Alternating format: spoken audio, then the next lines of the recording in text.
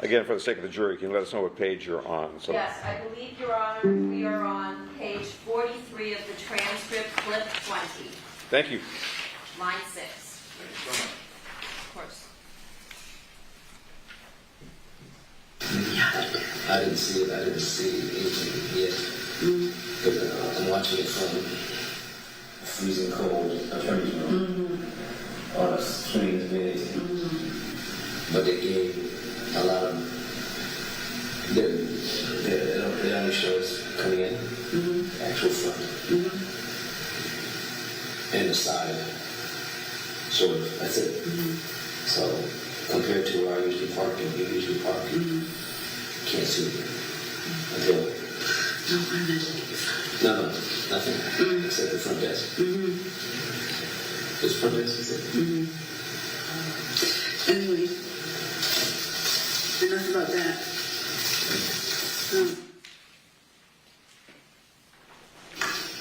When you pull us out, you know, you gotta look, be very aware of what's going on around you to see there's an opportunity. If you're in that I thought, I saw the guys looking past her thing that spaces this thing between the door. And then looking for you, and I had said it was really just for you to take it while you walk by. I would have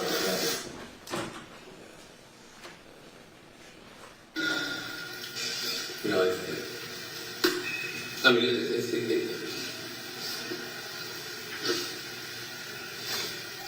it's not funny, but it's kind of funny. But if my punishment included being in a cell with you, I could live forever. That's a dream come true. I'll wait for the girls to get Tony grown first. They come visit you.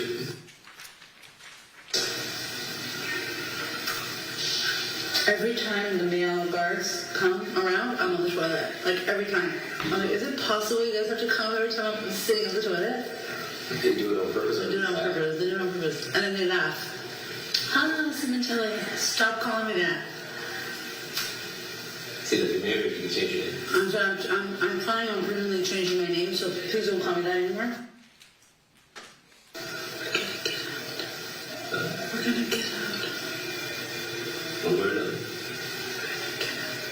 Got married. Yeah, but you still want to. I think you're the best candidate. I already said that. I know you do. It's got to do it. Technically, you can do it. The guy can do it too. And that would really offset the prosecution. We're not denying the claim that you're a couple you never had. Or you run crazy shit and do this. Yeah, that would definitely.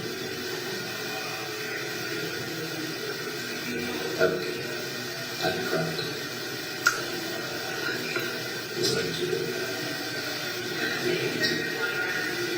So, you know, I have, you know, the marriage thing is not really crazy, but it's good. It brings me warmth, and it brings me,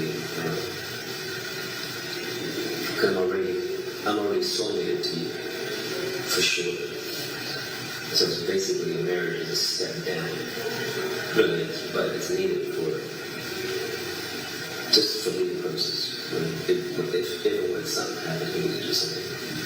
We have the right to each other. Legally. So we'll come back. This weekend, I know we're going to put it done for you. If they say that me now, What do you mean that you have? well, they took mine from you.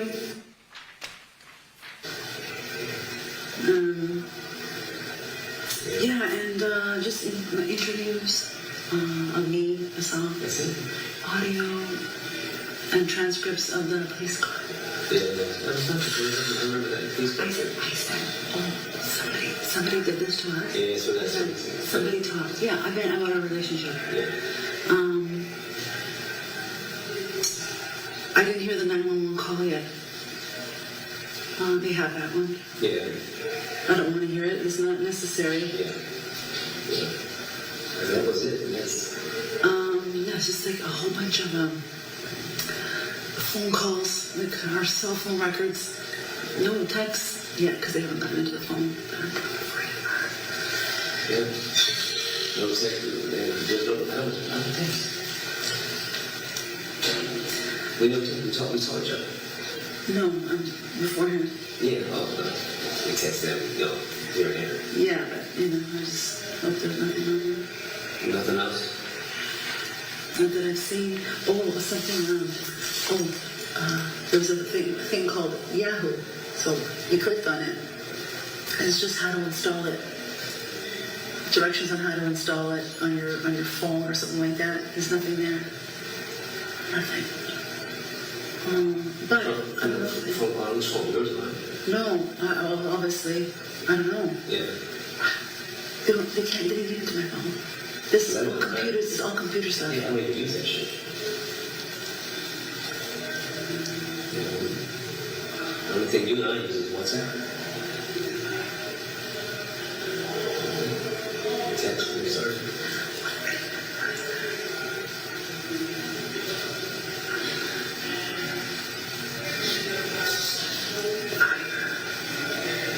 Remember? Nothing. Are you sure? Oh, no. That's why I went. That's what I'm looking for. I wouldn't see anything.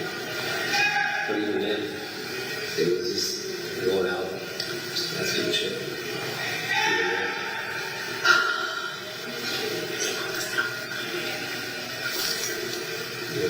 And, Yeah, it should be fine. but otherwise, it's over. Yeah. Just gotta work it out. Be patient. So, be patient. Be patient. But now you know what I say. I want to see everything. Remember, I want to see everything. Everything. Like the eyewitness that said there was 2 black people. Yeah. My attorney said he saw the 2 coming up. He said he couldn't tell shit. He said, no, you look. I said, I know your body. I don't think about you. That's not.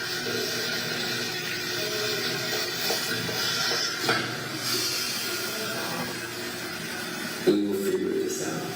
And we have been. And we're going to continue. One of the ways is going to happen is everyone on the same page. Everybody. I'm on your page. I'm going to my word. You're on your page. It's going to stay that way.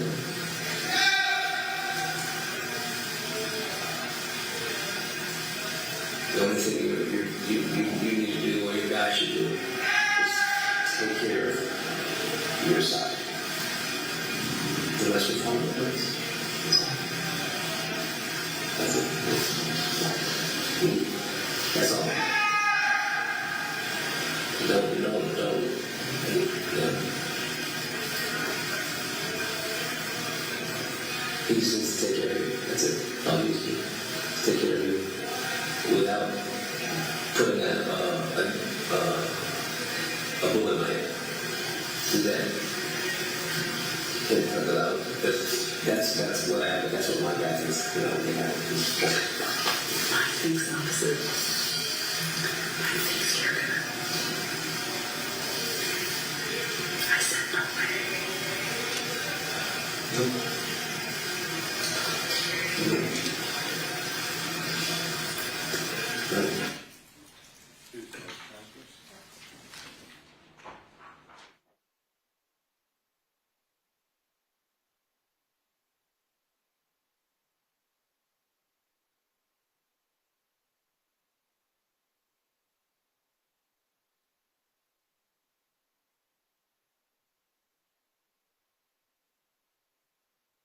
Last set of clips in Exhibit 267,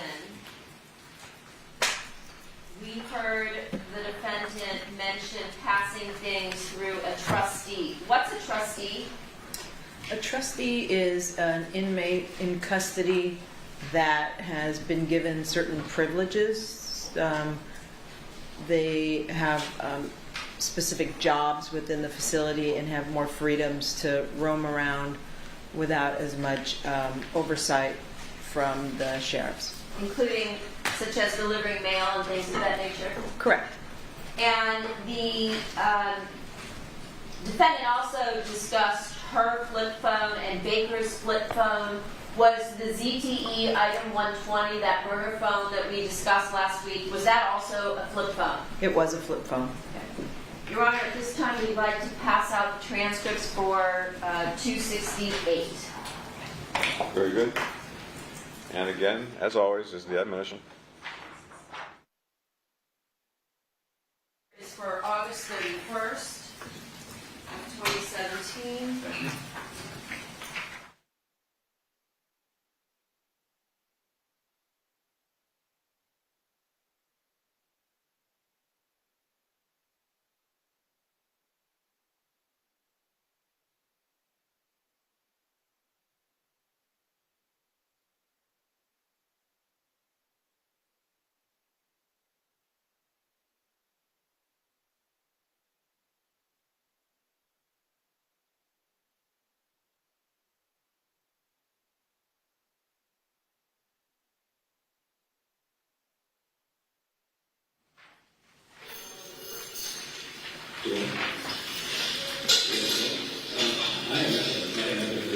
No, not today. I didn't bring anything today. Where? I was able to mail you 2 or 3 envelopes, and I had 10 to mail You you. should tell me what your property back. I took it all. This those fucking guys over there. They're doing this shit constantly. My lawyer keeps telling me to stop writing. I said I'm not writing because I'm ready to die. Yeah, right. I already said so. That's fine. But the rest of the time, they took everything except my ring and my washcloth. They left me. That's because that's perfect property. I'm stressed, you know. What else is going on? I'm losing my hair. I hate being on TV. I don't want to be on TV. Hey, stay strong to it. I've been writing every day. You should give a shit where they're coming. So, is it better coming? That's it. It's coming out for me. I'm coming for you. Is it everything that's coming out? Okay, good and more. Did you read it?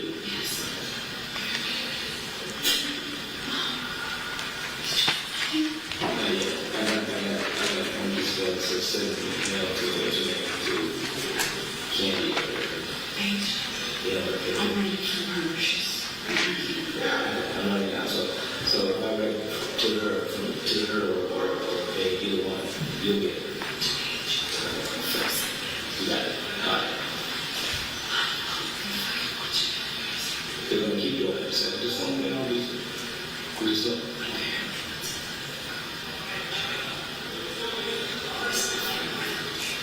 Yeah, I figured. There's nothing. It's a bunch of shit. It's a fucking circus. No, I'm saying it's a circus. I can give my opinion. Yeah, it's a circus. So I'll continue. Like, you should be getting the rest of it. And request your shit back. Why?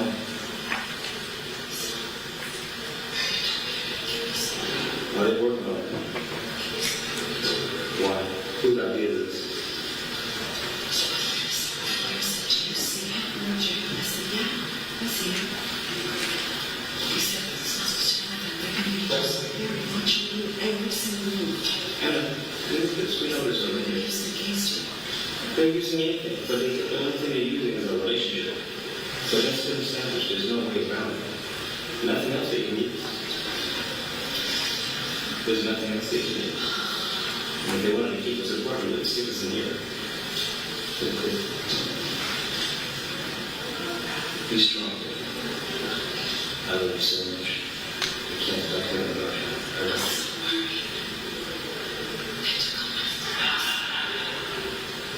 I have nothing for them to take.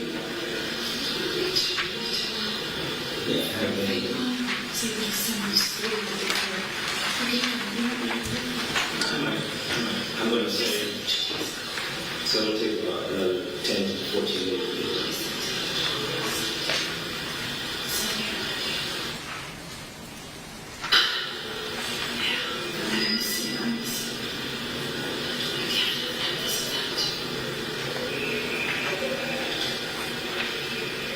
I really know. I had sort of like an inner meltdown yesterday.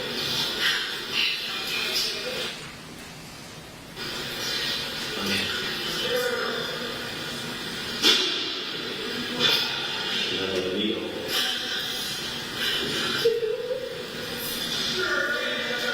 I am your home. You are my home. Wherever we are is our home.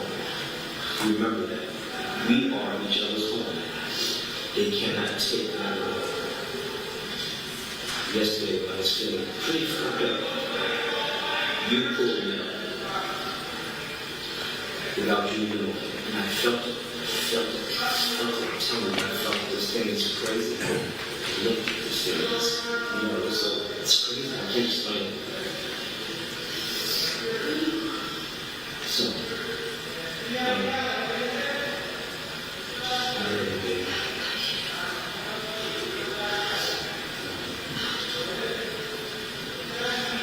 I can't even describe it, but I will. I write you every day.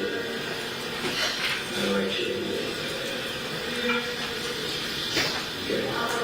I promise you. I'll try to send you something if I can afford it every day. When I get it, I'm trying to look that up. There's not a way to keep in mind. Not this one. I'm giving him a call. He's probably going to see so. Okay. I have 10 envelopes full. And I mailed out, I'm going to do okay, I do 2 a day, so it's not all at once. And they took it. What when you get back? They took it on, when I got back from court on Monday. I had so much old stuff still. Yeah. Doesn't matter. So as soon as you write it, send it off immediately to PP. That's the best way to do it. PP. That's right. So, yeah. That's the way I do it. Mine sends it directly to you. It should show up. Because what they're doing is they're waiting for you to get it first. It's fucking weird.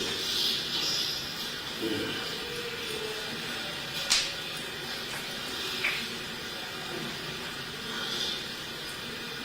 I'm shaking it now.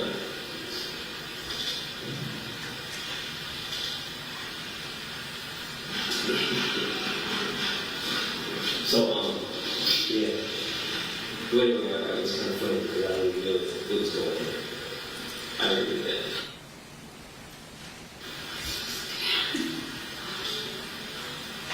Be aware. You should be scared. No, I'm scared of you. I'm scared of you. But there's nothing you can do about it. You have to wait. Hopefully, things will straighten itself out. Did you talk to them about that thing? Let's say, don't talk about that. What thing we talking about that? I haven't seen it this time.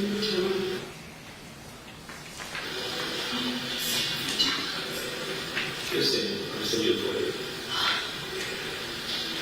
I will be thinking about your reality right now. I'm there. I'm not going to. You'll feel me every moment. You'll feel me random time. The last one I got was the one from O'Girl, and it says, Pangs said, on the 17th.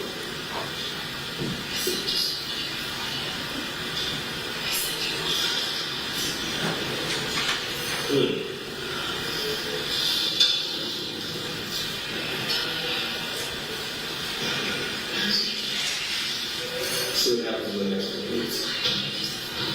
Do it.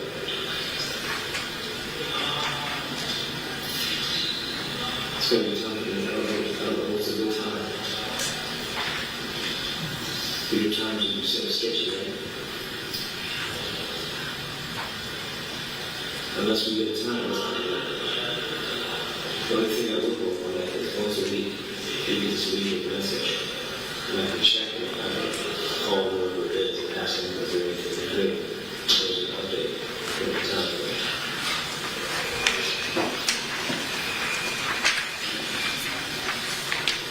Okay.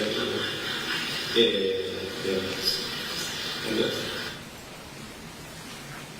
So they put us in here, no telephones, no toilets. It does get my ass. Let's see the idea. What was the problem? Which is fine. They always put us far enough away. So that way we have to talk a certain volume. Because if they really wanted to do something, they would put us right here, or right here. Same shit. This is their protocol. I'm hoping these letters come in because the letters are being sent by. Because I don't know if it's cool to send it to them. I don't send to my name. Anything on my name, they're gonna copy it. They're gonna come get it. Well, it's already something you did. But yeah, I'll keep it for now. Yeah.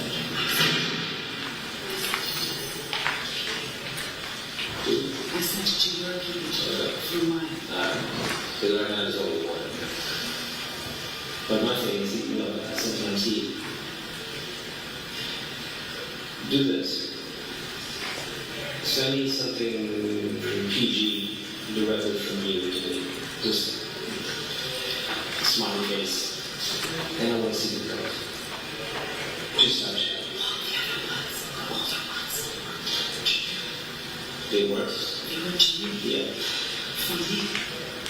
I think I got it. No, the ones I mailed them just now, 3 days ago. Yeah, they won't get you for another job. I had them all separated already. They had 10 of those. They came to the ground and took them. Yeah, $10. I had 10 envelopes to send you. Yeah. Right, you said you could get it. They took them and That's gave right. You didn't tell me nobody wanted to do shit. But he's doesn't want to.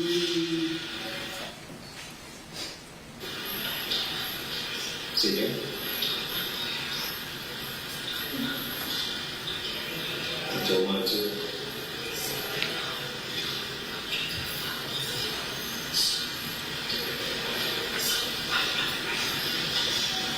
No, I'll get you on that. To deny it.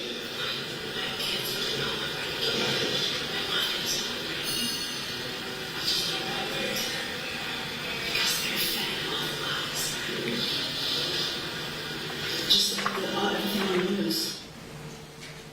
By the time, what?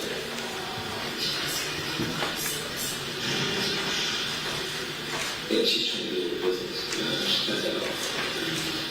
Cut that off.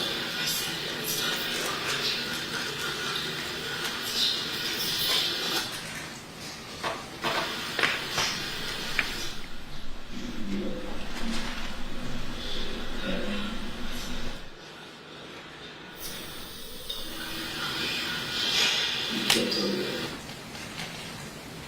I only watch one show. I wrote that to you too, but I think they took that one. I only watch one show. It's called The Simmer. Yeah, It's on Wednesdays. so it's a weird thing, they say you talk about our lawyers, well, my lawyers on the same page as yours. He's like, they want me to talk to you, and I'm like, dude, you can stop telling me this. You can stop telling me this. He's your lawyer. You pay him. You pay him. He works for you. You don't work for him. Just if you were able, Go home, go home. Don't hesitate. Don't worry about it. But if you I understand. But I want you to do it. I want you to get out of this so that they can't subject you to this kind of shit. They're not going to let me do it.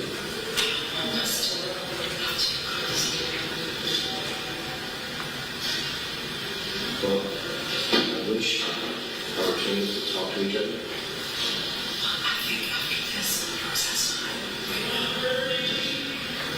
It needs to happen. Somehow that needs to happen. Somehow that really needs to happen. I told you before, things are going to talk to yours. So it won't happen with all my other. But, you know, they need to come together.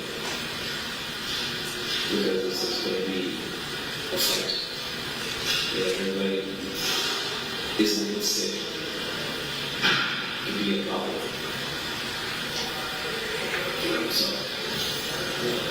I'm hoping that I want to say something today to the word. Today, you got to talk. So, let's do it. I'm doing the work to understand how to really I don't know. See what my lawyer says. I know he's going to tell me. Yeah. We might not. We might not. You know, tell me to do it. But I just got to see all the shit that you're trying to bring in.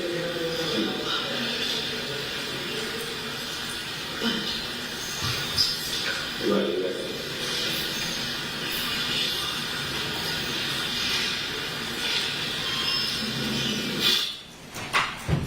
I'm preparing for the worst.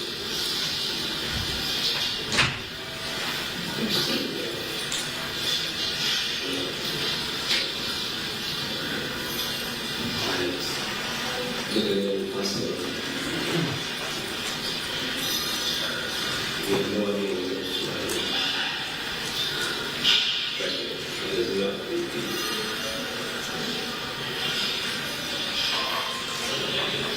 We're Virginia's way.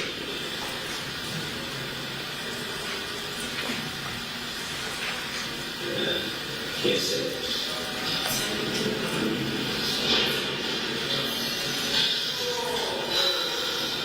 But I know that there was a way.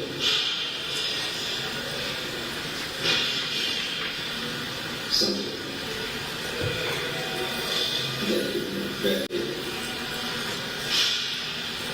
I'm going home.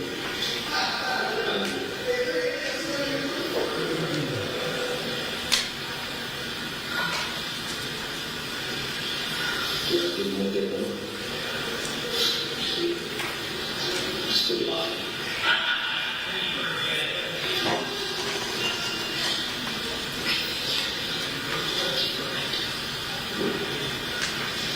I wouldn't know. My life is over. Yours is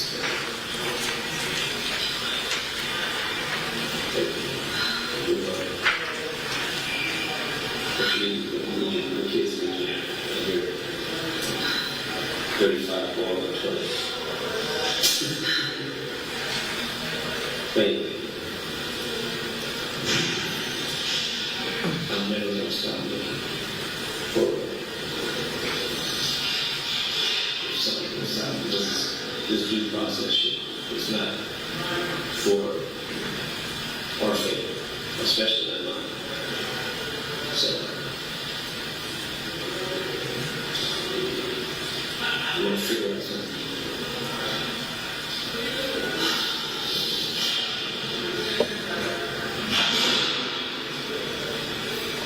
So many things I don't know what to tell you.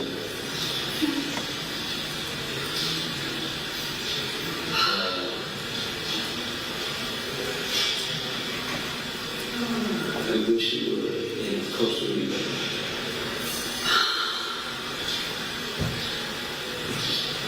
I wish.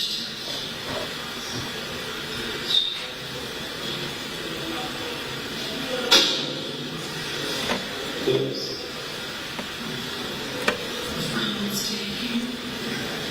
No. You don't want to go and buy children? No. I'm sorry.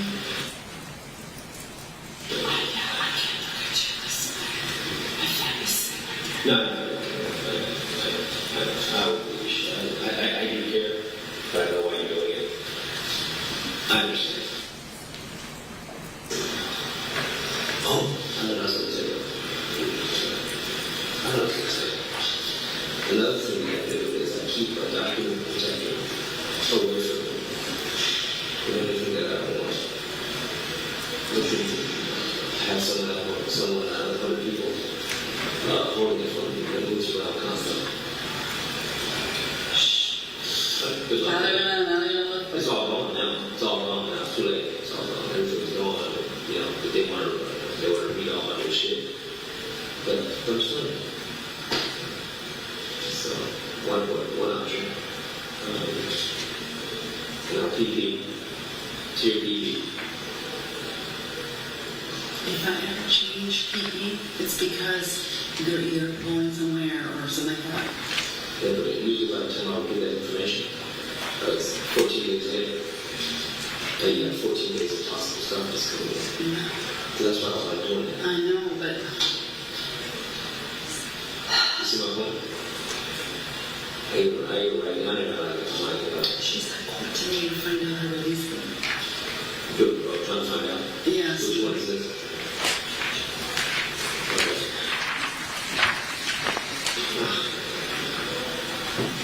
Okay. Everything's frozen, all her money's frozen, my bank account's frozen, the house from the moment to sell it, the probate lawyer's trying to sell it, their own real estate agent, I can't use mine. What the? Oh, because they're fucking around. Yeah, because his family doesn't want me to take everything, so we have a lawyer that works for both of us, that splits everything in the middle, Yeah. for his heirs, which are his children, Yeah. and me. But once this is over, then it doesn't matter anymore, but still. You know, one of the other things. Gotta give the car back. Cares about that, right? So they're doing that too. Why do you gotta give it back? Who cares? Okay. Because it's 60 grand almost, and I'm gonna need the money. Yeah.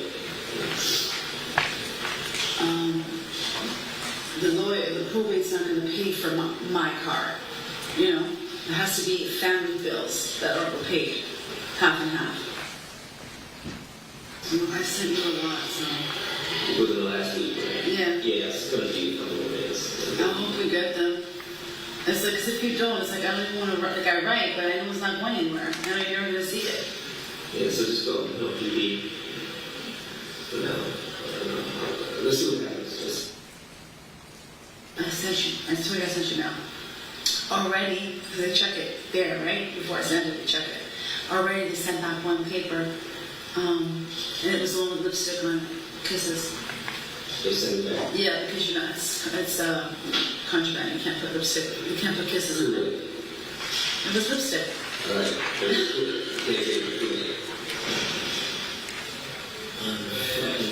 Yeah, and that was the one I wanted to give you. I actually didn't care about the rest of them. Yeah.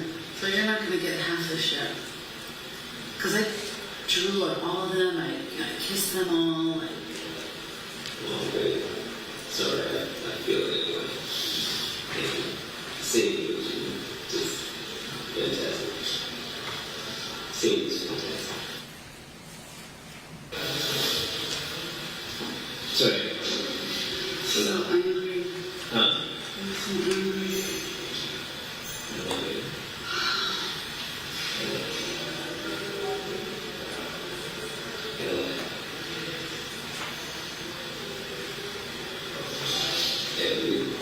We should.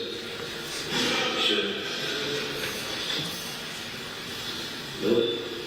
Slap. Me and you and I. Yeah.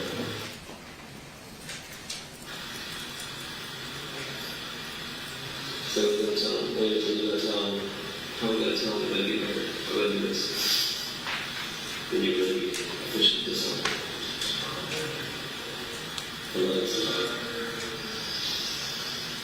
We need to wait. So, let's see what happens. I'm not going to ask them to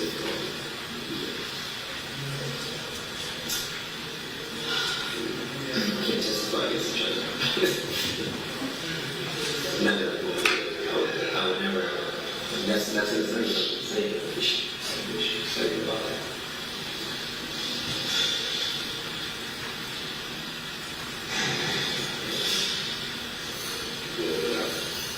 It was a joke, by the way. It's a funny joke. We would get married because and everything else. You are the perfect wife for me. I also told you that. I told you that I was going to go. They're going to do this is even before all the shit. They're going to continue to do that thing.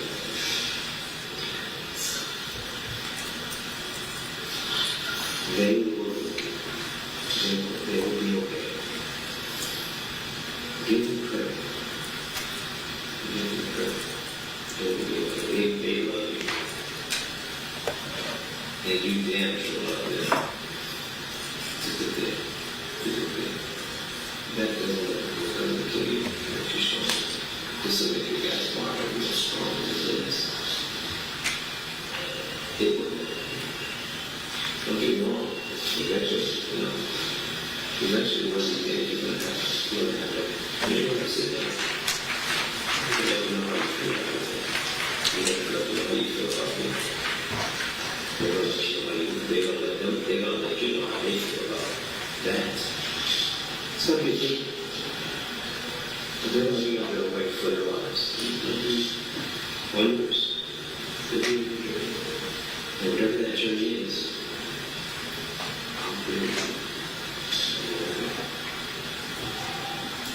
bitch, I'm never gonna do that. just say it. Never gonna let you go. And, my lawyer, they say, my friends, first of all, they're saying there's no problem. My lawyer is not controlling me. These are protected. However, it's the law. You're not protected. So I agree with what you're saying, and that's it. But I'm not doing that. From my discussion with her, I will keep you upbeat. I will keep you happy. And I'll let her know that I love her.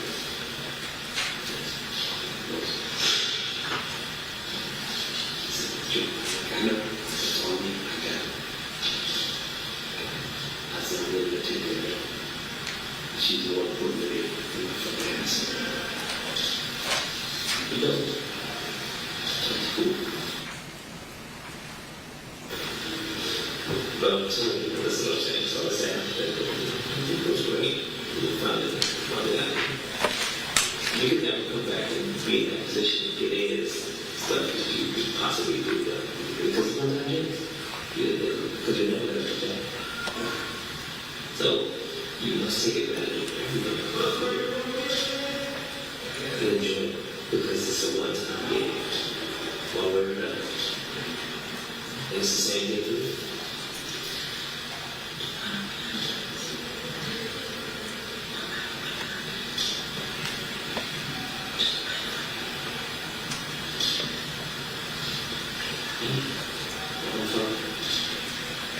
I feel you. I'm talking about don't make me crazy.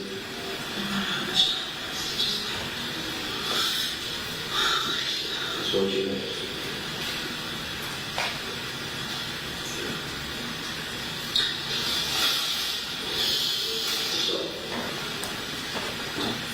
So I say,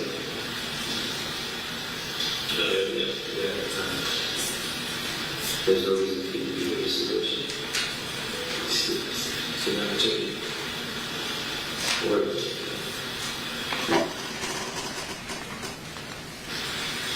I can only imagine what your family thinks.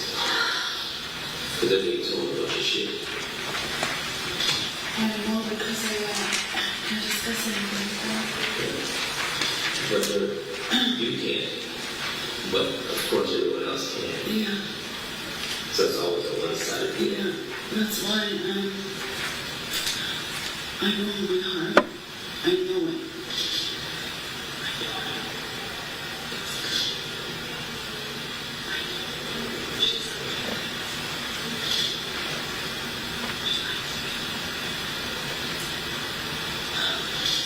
I can't talk to her.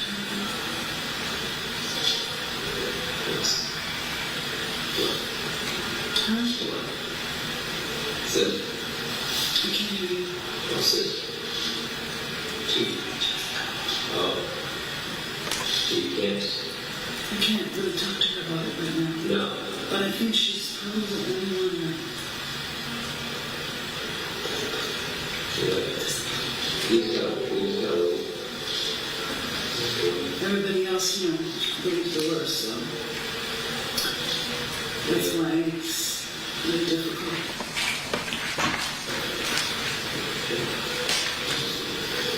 But I would say this is... Yeah. But I will. Told you that one time. All the time.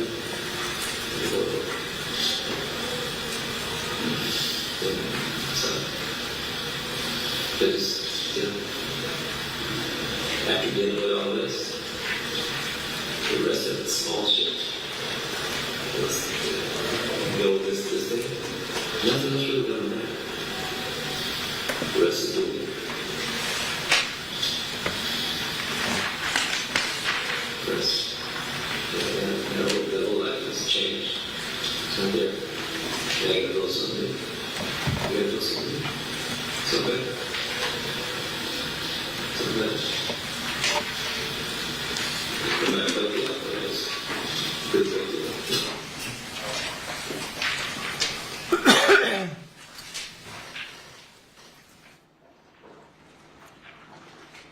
The transcripts are being collected. Of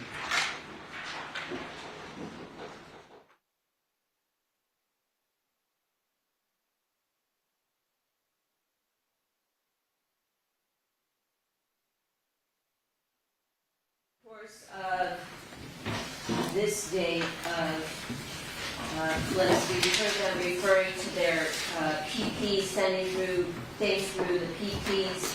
What are the PPs? Those are the inmates that act as sort of their pen pals to receive their mail and disperse it to them. And when we heard them discuss his estate and referring to the person with respect to probate as him, who is that individual? Sustain. Was there anyone that was going through a probate in this particular case based on your investigation other than the victim? Yes. Oh no, I'm sorry. The victim. It was his estate. Correct. All right.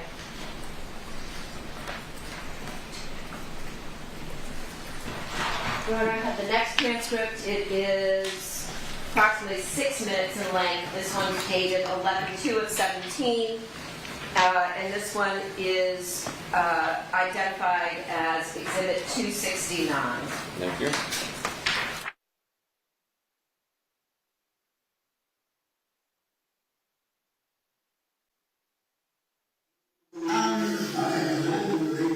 I look at the picture of the baby all the time. She looks like you.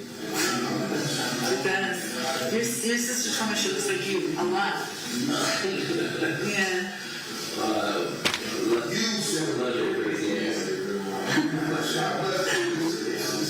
I'm so, when I come to her, I'm so frazzled all the time. I was so worried about you that week. I was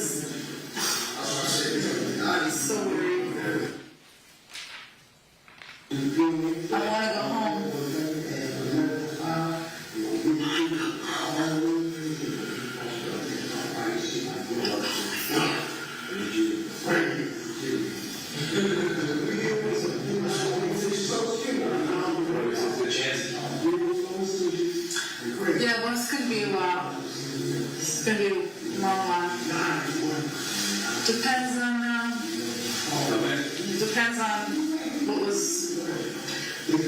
just start getting,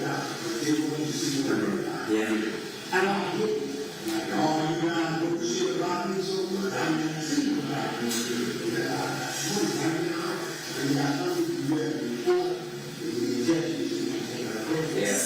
cover your mouth. Huh? Just cover your mouth. No, I think it could be, I'm sure it's not that. What I said. You ever did it? I never did what? Yes, I did.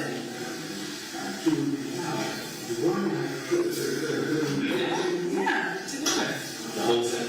Remember I said, the whole thing. Oh, no, no chance to do that.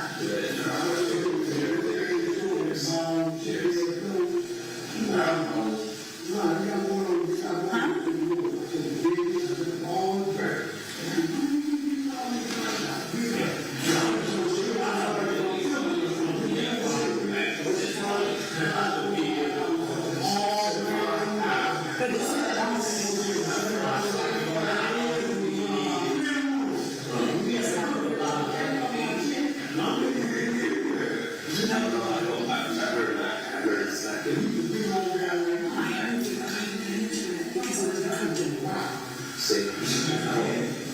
otherwise, I'm done. No, never. Listen.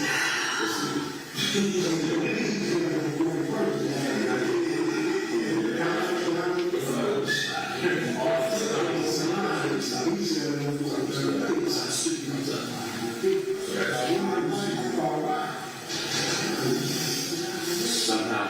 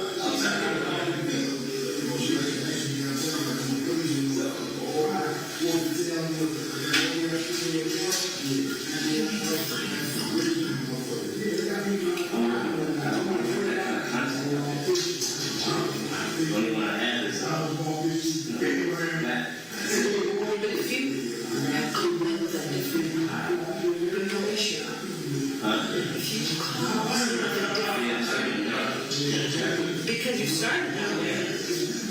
So we get brand new.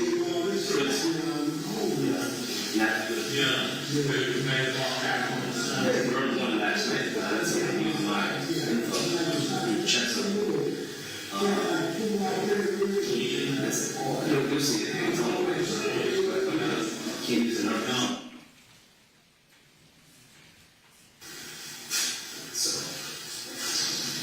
So that's a fine rule. So we're working on it. I want to try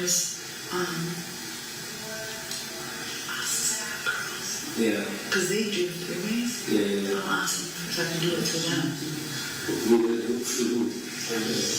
Some of you do that. Yeah, they'll call and do 3 ways. Right? If it work, I just gotta use it. I just gotta pay them.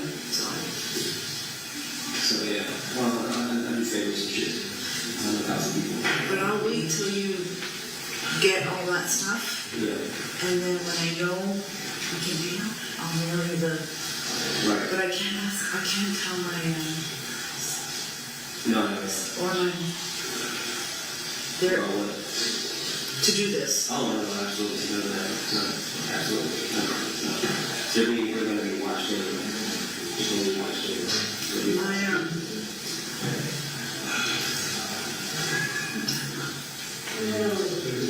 She's good. She's very good. Second. My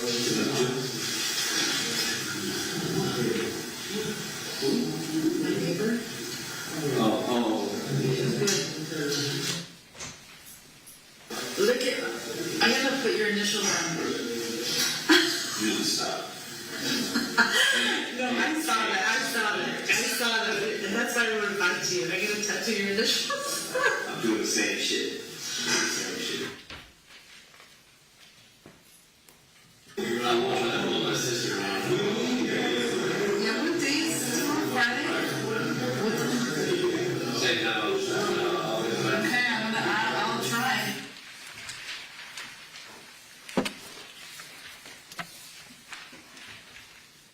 During this set of clips, as well as one the other day, we heard the defendant refer to someone by the name of Deborah, and on a prior date, Baker referred to somebody as the busybody Debbie.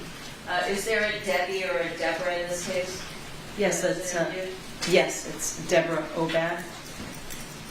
And when we heard the defendant and Robert Baker talk about three-ways, what is that? That's what we were talking about before, the three-way calling, where Robert and Monica arranged to call in to a third person that would connect the calls together so that they could talk. In other words, calling through a third party. Correct. And when we heard clean one, is that calling through through a third party using someone else's inmate number? Correct. Your Honor, we now have Exhibit 270, which is the last call or set of overhears from January 4th of 2018. You mentioned this is approximately 31 minutes, is that correct? Correct. Yeah, this is fine.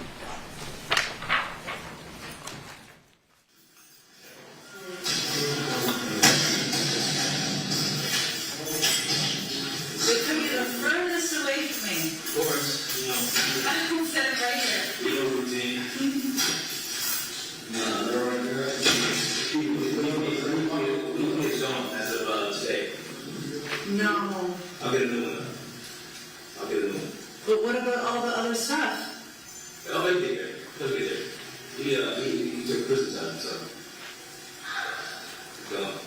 2 weeks. So everything's going forward. But, well, Everything will get there. okay. Yeah, without the whole, everything else holds also. Well, it's been daily, so. Okay, well, as of today, Okay. Okay. Hey. I can see. Oh, do you? Yes. What is that? It's my toothbrush and toothpaste.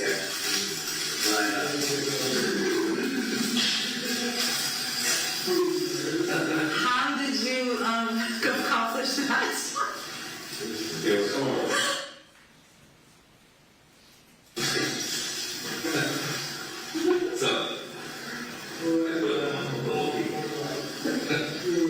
What was the last that your pen pal? 28th. I think it was the 20th. It was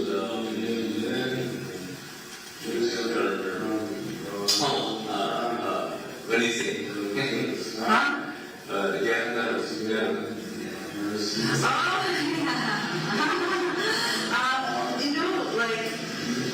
I think I sent something to my pen pal even yesterday, so I hope they get it. That was probably the craziest one. And I didn't even want to write it. But I couldn't keep it from you, so. it'll rise. Are you sure? Yeah, because he won't leave until 14 days. Well, I hope so, because if you said the last is the 20th, and it's already the 4th. Yeah, well, it's been holidays, so it's been pretty. The last I got, my pen pal got was the 21st. You and Luigi cool? Yeah, but it's not going to be the same as it was before. No, I understand. Yeah.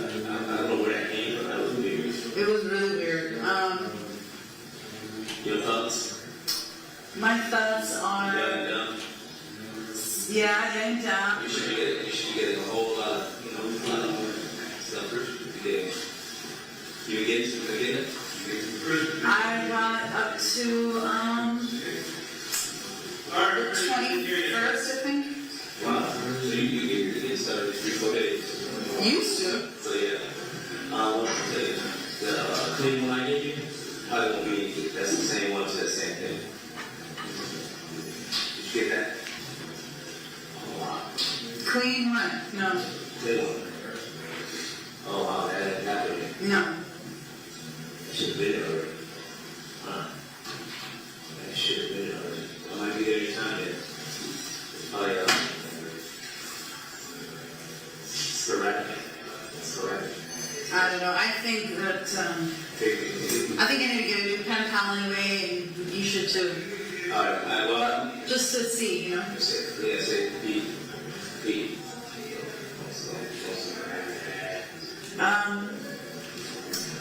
The last thing,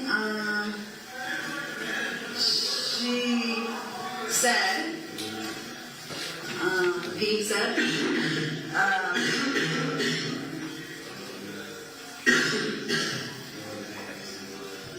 yeah, it wasn't, I hate having to censor every fucking thing I want to say. Fuck.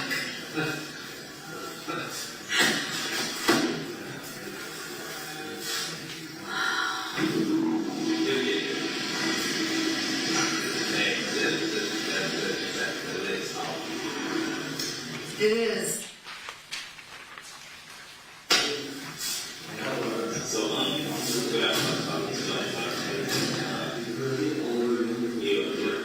talk to my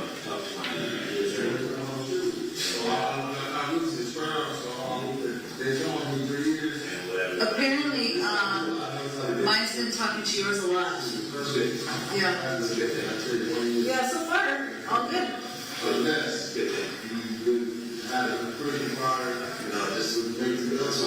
It's hard to get most motherfuckers to believe anything. They don't believe what they want to believe. They don't want to believe. I know. Oh, I had something else. But you wouldn't have known because it takes so long to get to you. But I had something here for you.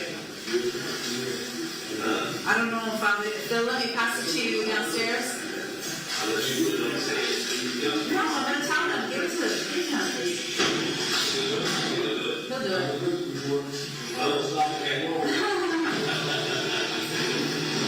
I have a match one on my ankle. So, you have some hair. What? I can't even see. Yeah, it's enough. It's enough. I'm trying to give you toothpaste. Okay, I need some toothpaste.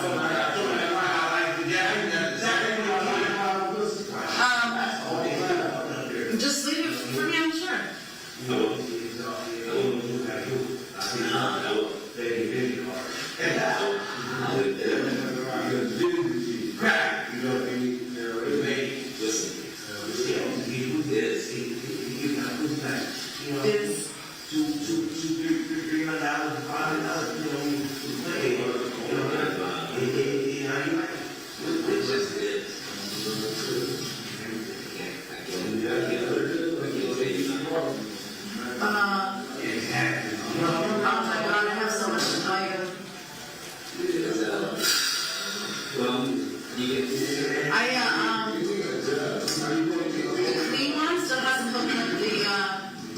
Looked it up yet?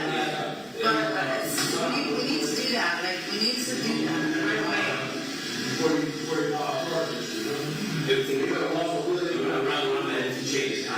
Yeah. Yeah. It's back in the day, it's always so, but I'll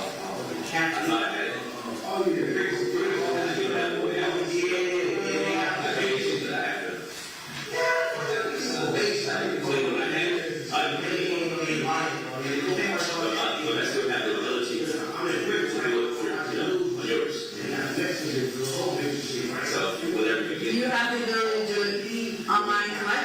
Yes. Okay. People still eat. And plenty of those. So, I'm gonna have to start using those too soon. why? It's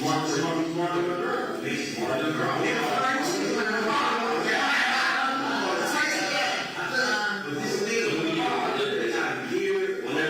Whenever you call my sis, whenever you call sis, even though you're using, whatever, it's still me.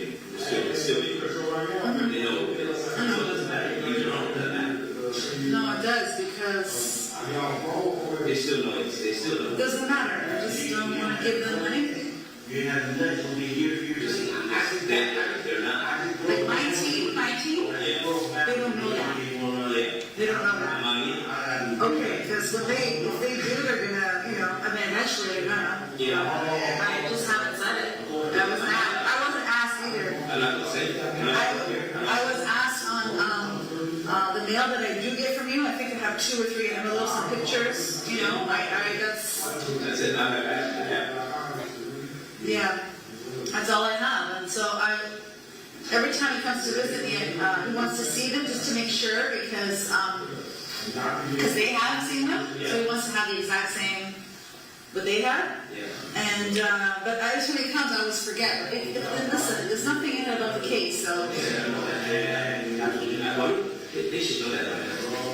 Well, look what they're doing. I know. I know. It is ridiculous.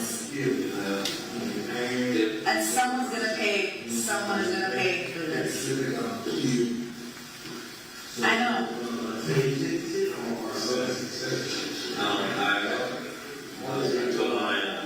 Well, that's what they told you. That's what they told you. Yes, I know. I know all that already. Well, yeah, but even it's vice versa. I know. But it's no. I already told him. I told mine that. I know. Okay. I know exactly what you said. So it's all in. Alright. Me too. And I told my people. Yeah. Push comes to shove. No, that doesn't work. But they know that already. Okay, but no, I don't want to hear that anymore. I know, but I'm just saying. If I see it, I see that it's going to be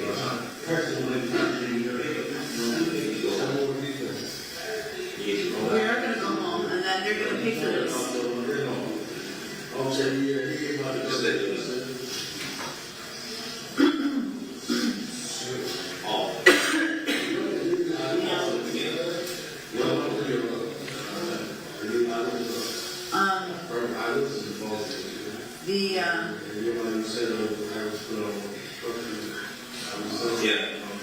Yeah, so it was all a match, which is, what we said, why I said in the first place.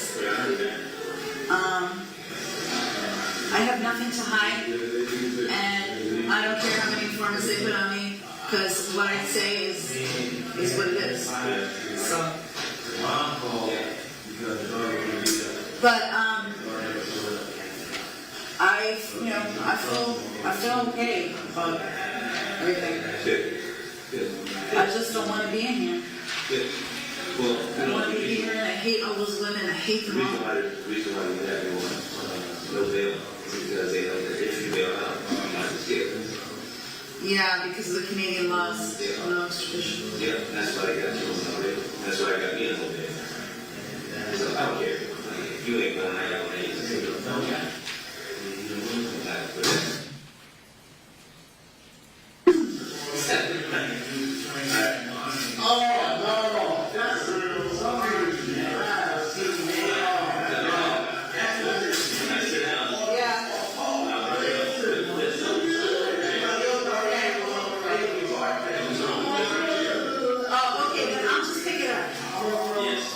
So you don't need this.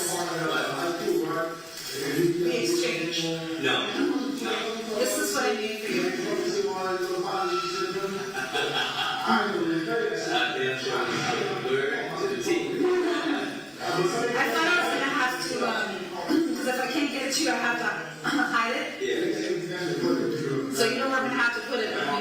go back. Yeah. Great. So I'm glad we're here. So I honestly, Think he's what? you think you're gonna let you? I hope so. I hope so. So yeah, I think that's one of the videos. Okay. When I had sis, Okay. look up something and send it to Send it to me. Now, she's there until April. She's there until April. Unless her something changes, I don't know. I heard you got some attention. Where? Oh, man, you didn't hear anything about that? On your side? What? No. What? About the deuces? Something like that? Oh, no. It was the state line, by the way. Oh, that's what? Yeah. No, I'm talking about you yourself have been noticed by No. people. Yes, what you wrote to me. When you get yourself into our class, yeah. Receiver. One thing I do is all sense, man. Man, you're I hate it. everything. Whatever, redo it. I can redo it. I can redo it.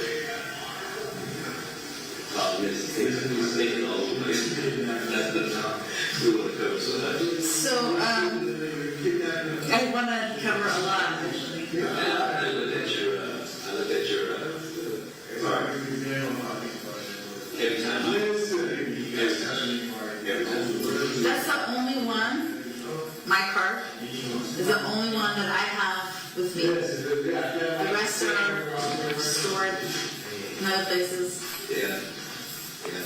I was gonna say,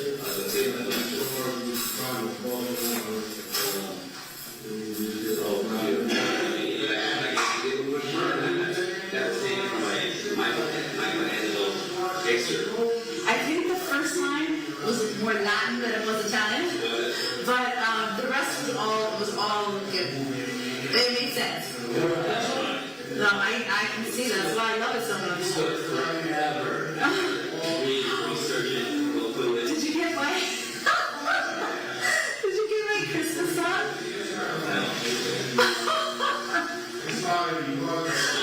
Yeah, you know how you wrote that? Was it night before Christmas? Okay, so I wrote you a jingle balls one. And it was so funny. But then yesterday's, I sent to my pen pal. Oh my God, it was nasty. I don't know how he came up with that poetry. I cracked myself up.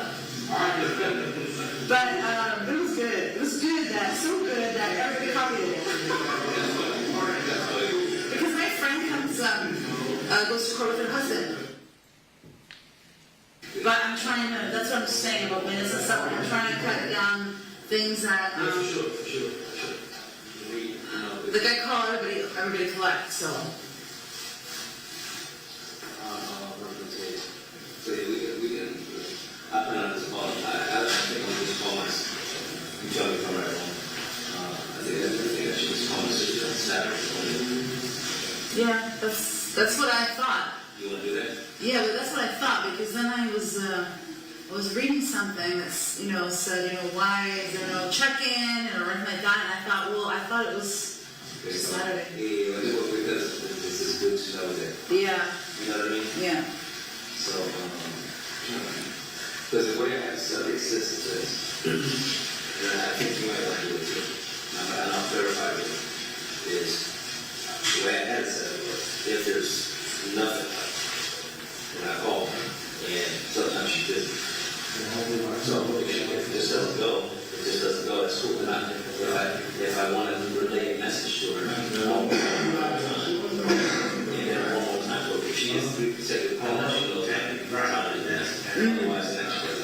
unless it's on a day of. Those things. So keep that. I'll cover that again. That day aside. That every time the system is used, then you should pick up. Okay. I'm gonna do it that way. Sure. Because that way, but don't get mad thinking about something. It will become annoying. No, then I'll do this way.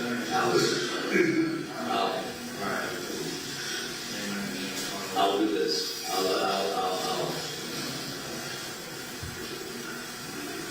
We'll still do on Wednesday, but without the communication. So it'll be quick, like boom, all good, all fine. Sure. Boom, it's info. It'll be phone back at 7. So let's say I go on 12 to 1, just check in real quick. Okay. It's something important. Call back at 7. Okay. Okay. It's good. I think it's good. It's good, but still, again, like, I wanted to clean one because. No, that too. Because you can still pass on the information needed on that Wednesday or whatever day. If there's something important. We can do that. Yeah, I am. But, for me, like hearing some things were really good, like made me feel really good.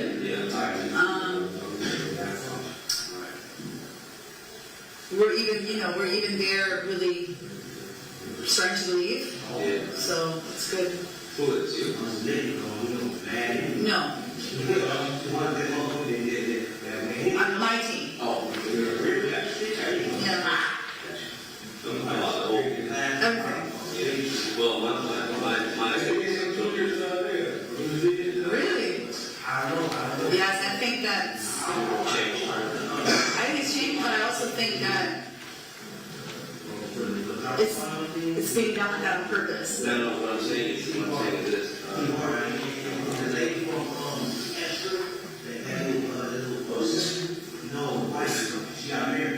The feeling that I had.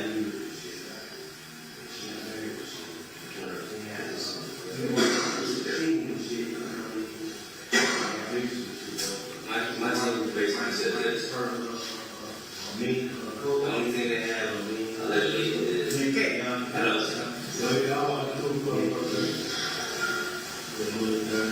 that's it.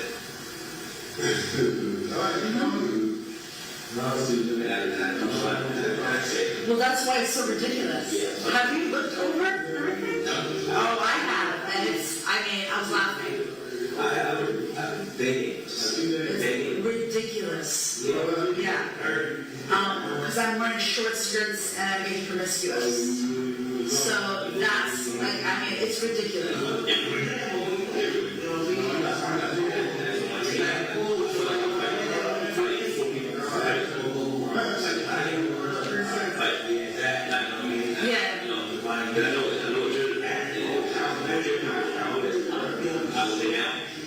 No, they know. They know that. It's all stupid circumstantial stuff.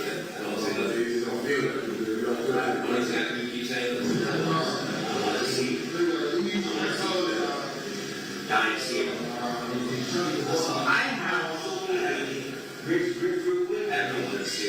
It's all, to me, it's all stupid waste of time. There's nothing, I don't know.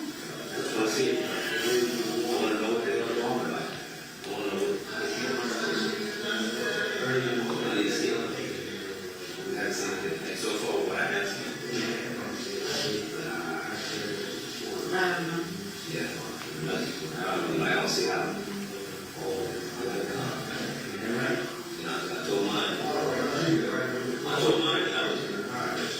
Yeah.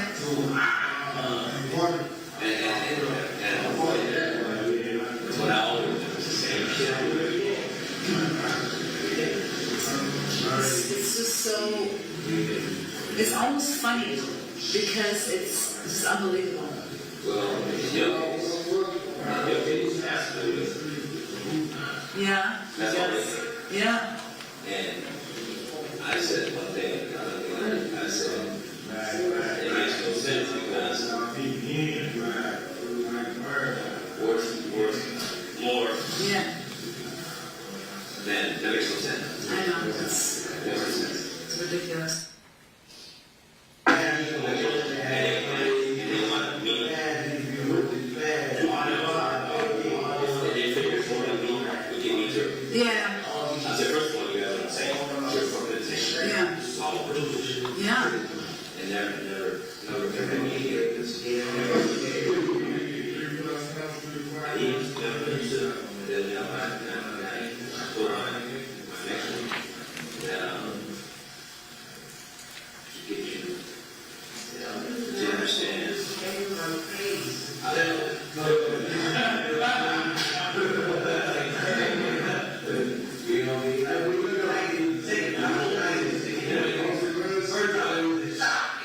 Well, we're both gonna wait, and this nightmare will be over. Well, no, it won't be over because they.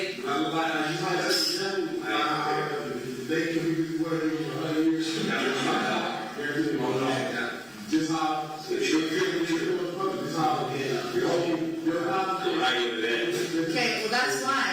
To do that, you can't do that. To do that.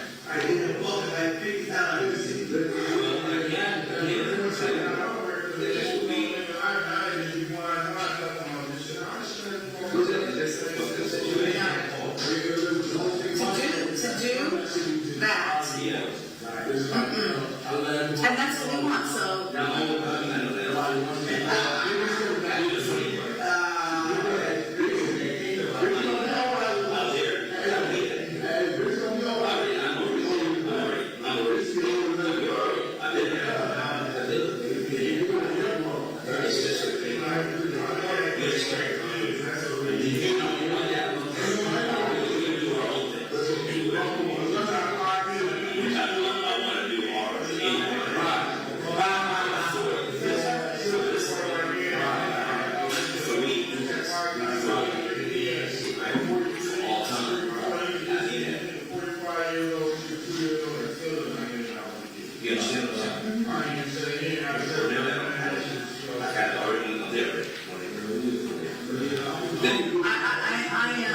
Me too. Out there, I wouldn't even, that's nothing.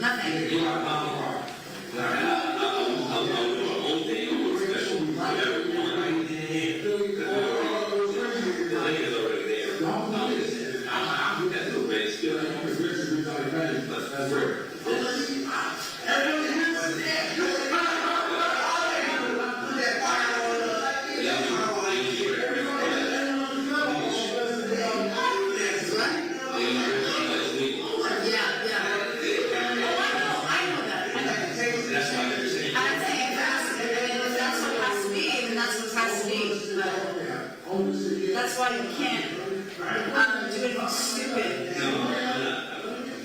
Because I would not like.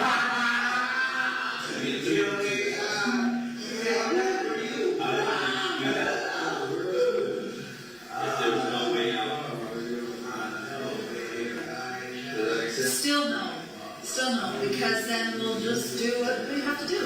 That's it.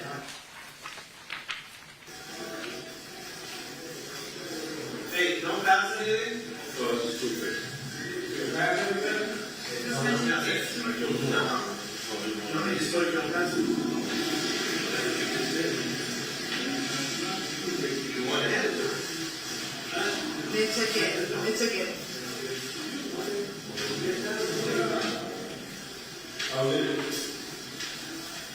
There's no passing anything? Can you give it all? Really? Really? Honestly? Yeah. Take that back. Like you said, there's no passing. Whether it's this, that, anything. No. No. I wouldn't want it. I wouldn't want it. All right. I'll do that. Yes. How the hell did you do that? You just sucked it up?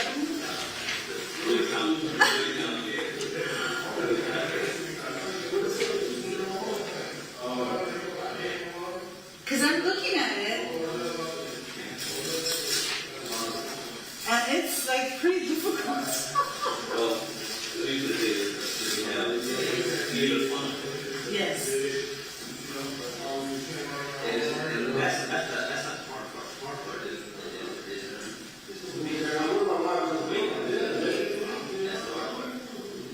You should have been making a lot already. Well, probably this stuff is period. So, yeah, definitely.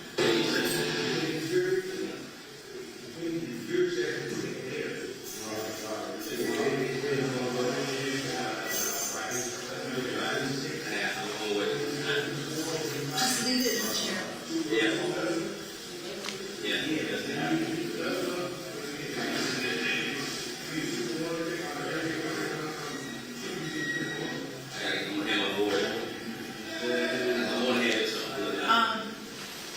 Do they know?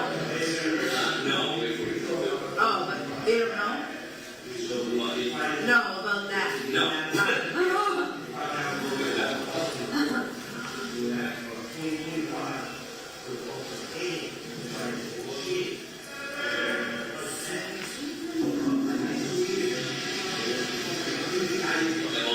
Yes.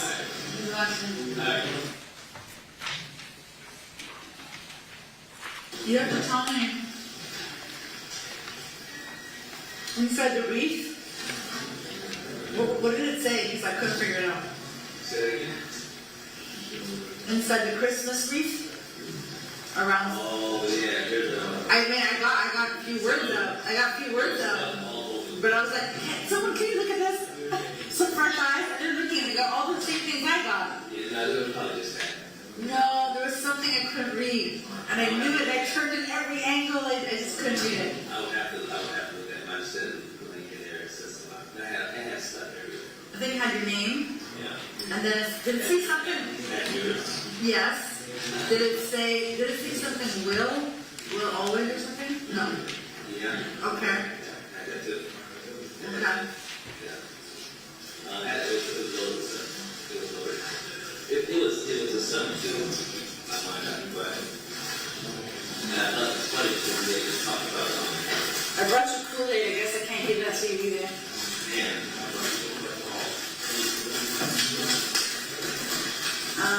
And you know, it took me out of the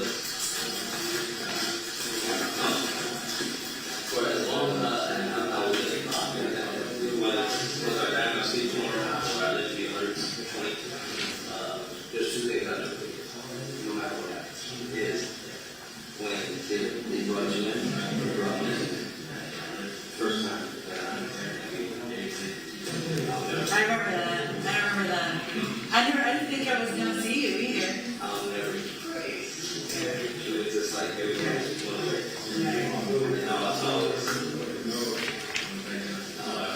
And the second thing was, you brought in the coffee.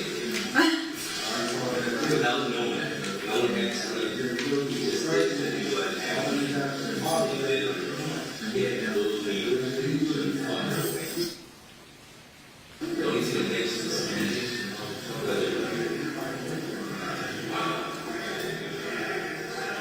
no matter what, it's easy, I can handle it. Whether it's here, whether it's your home here, I can handle it. As long as you're safe and I know you're there, I'm going to handle it. I know. But As long as I know that. I'll do it.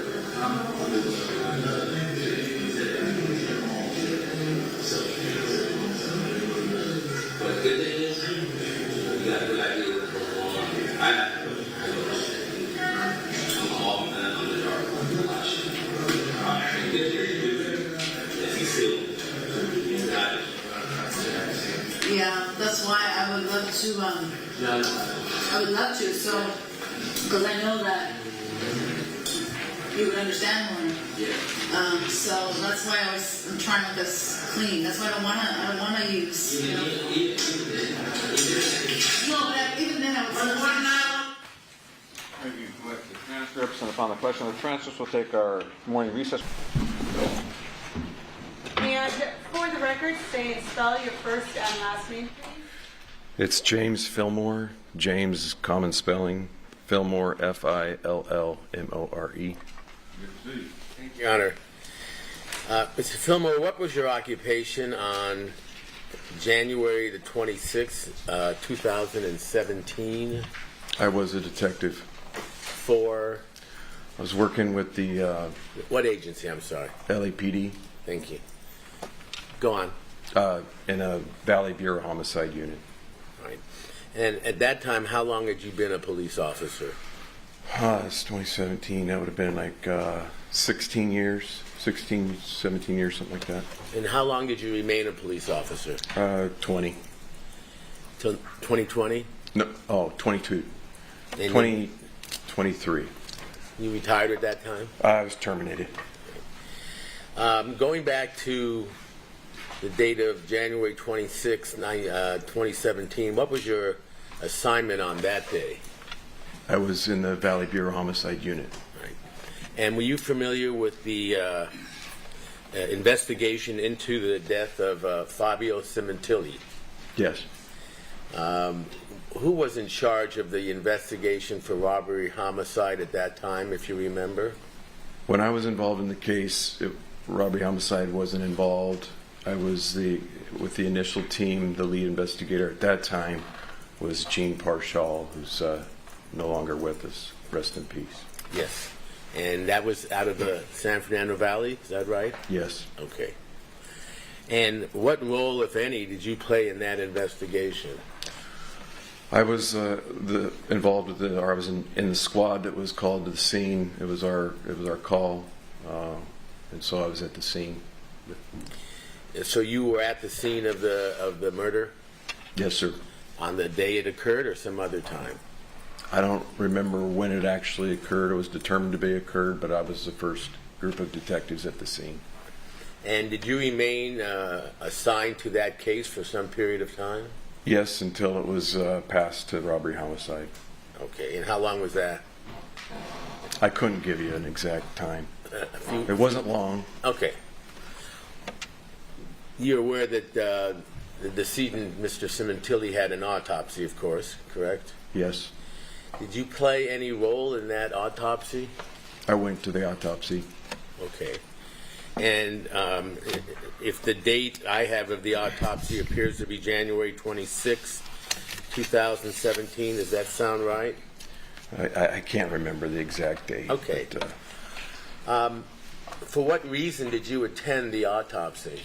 I was assigned to go there with my partner at that time. It was Detective, now retired, Robert Plerty. And we were there to help out the lead investigator, to give him some idea of the cause of death, things of that nature. During the preliminary phase of the investigation, to help out the lead investigator on the case. Right.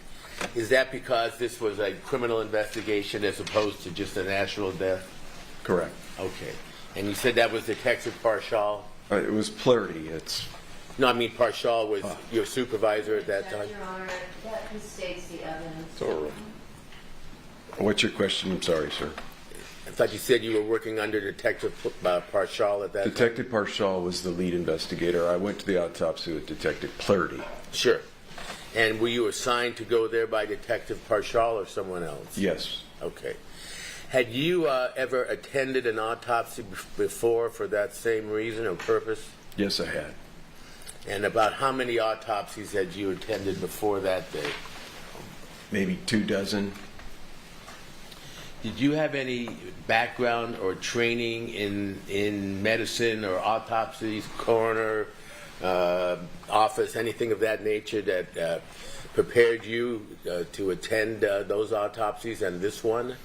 I'd never received any medical training. I'd been around a lot of murder cases and things of that nature to be able to identify, injuries or wounds, things of that nature. I assume you went through the normal training of the police academy before you became a peace officer, is that correct? That's correct. And I don't know if I asked you this, how many years were you a peace officer as of January 2017? That would have been 16 or 17 years. Okay. So you go to the autopsy, and your role there is what again? To get any preliminary information from the coroner investigator or the doctor about things such as cause of death, how many wounds, maybe what kind of wounds, anything to help out the lead investigator during the preliminary phase of the investigation. To help solve the question of who committed the crime. Yes, sir. Okay. And when you complete that, you attended the entire autopsy, is that right? Not the entire, just the initial phase of it. Well, you remember the doctor's name? I don't remember, no. Does Dr. Ukpo, UKPO, ring a bell? I couldn't tell you. I don't remember. I take it you attended autopsies conducted by different coroners, is that correct, or working for the coroner's office at that time? Yes, sir. Yeah, there's quite a few. Okay. So do you remember at all the Sementilli case? I remember the case, yes. I don't remember specifically that autopsy, but I remember the basics of the case, yes. Okay. So you and Detective Plurdy were present during the autopsy, obtaining information that would be helpful to the investigation, correct? Trying to do that, yes. And how do you do that? We'll ask the doctor doing the autopsy what he sees, things of that nature. Sometimes it helps, to know what kind of, in his opinion, what weapon was used, things of that nature. So just looking for any kind of any information to relay back to the lead investigator on the case. And I assume in this case, as in others, the medical examiner performing the autopsy was cooperative with you? Yes. And how do you record what he tells you that you believe is of any significance? The way I would do it is I would write handwritten notes, and then I'd take it back to those handwritten notes back to a station and type them out so they're more readable, and then give them to the lead investigator. Is this been marked? If not, could I have marked as next in order an autopsy exam document? One moment. Question you have is, has it been marked? And that's what I'm concerned about.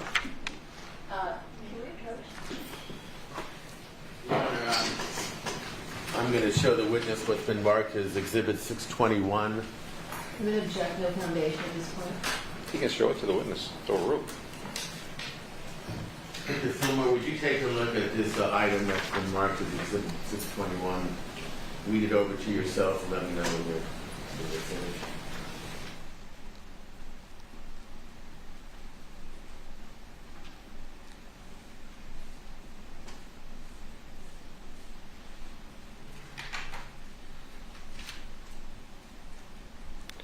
Okay. Is that your name and the name of Detective Plurdy, P-L-O-U-R-D-E, at the top? That is my name. I don't... Well, let me... Yeah, that's my name, yeah. And did you place your name there? I don't know. I don't believe I wrote that document. It's not the how I wrote it, and I always sign my documents, so I think that was Detective Plurdy that did that. Okay. And would you participate with him in preparing that document? Yes, sir. And would this document record, to the best of your ability, the information that you were provided by the medical examiner? Yes. And is it prepared in the normal course of your duties as a police officer? Yes. And was it accurate at the time, as far as you know, to the best of your knowledge, at the time it was prepared? Yes. Can you tell us, looking at the report, what the doctor indicated to you was the number of stab wounds? Can I read it? If it refreshes your memory. I mean...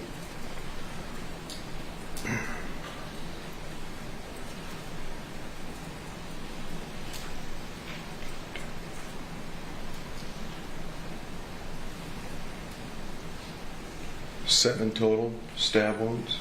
Again, Or I'm like- going to object to the witness reading from the document. Sustained? Move to strike. Stricken. Thank you.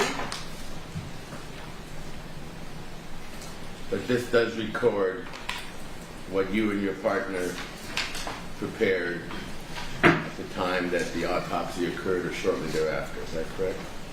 That's correct. And I'll just add, sometimes, this is preliminary, so sometimes we would leave before the autopsy is completed, and sometimes they'd find more after we left, but that documents, while we were there, the best that we saw or got from the doctor. And obtained from the doctor. Correct.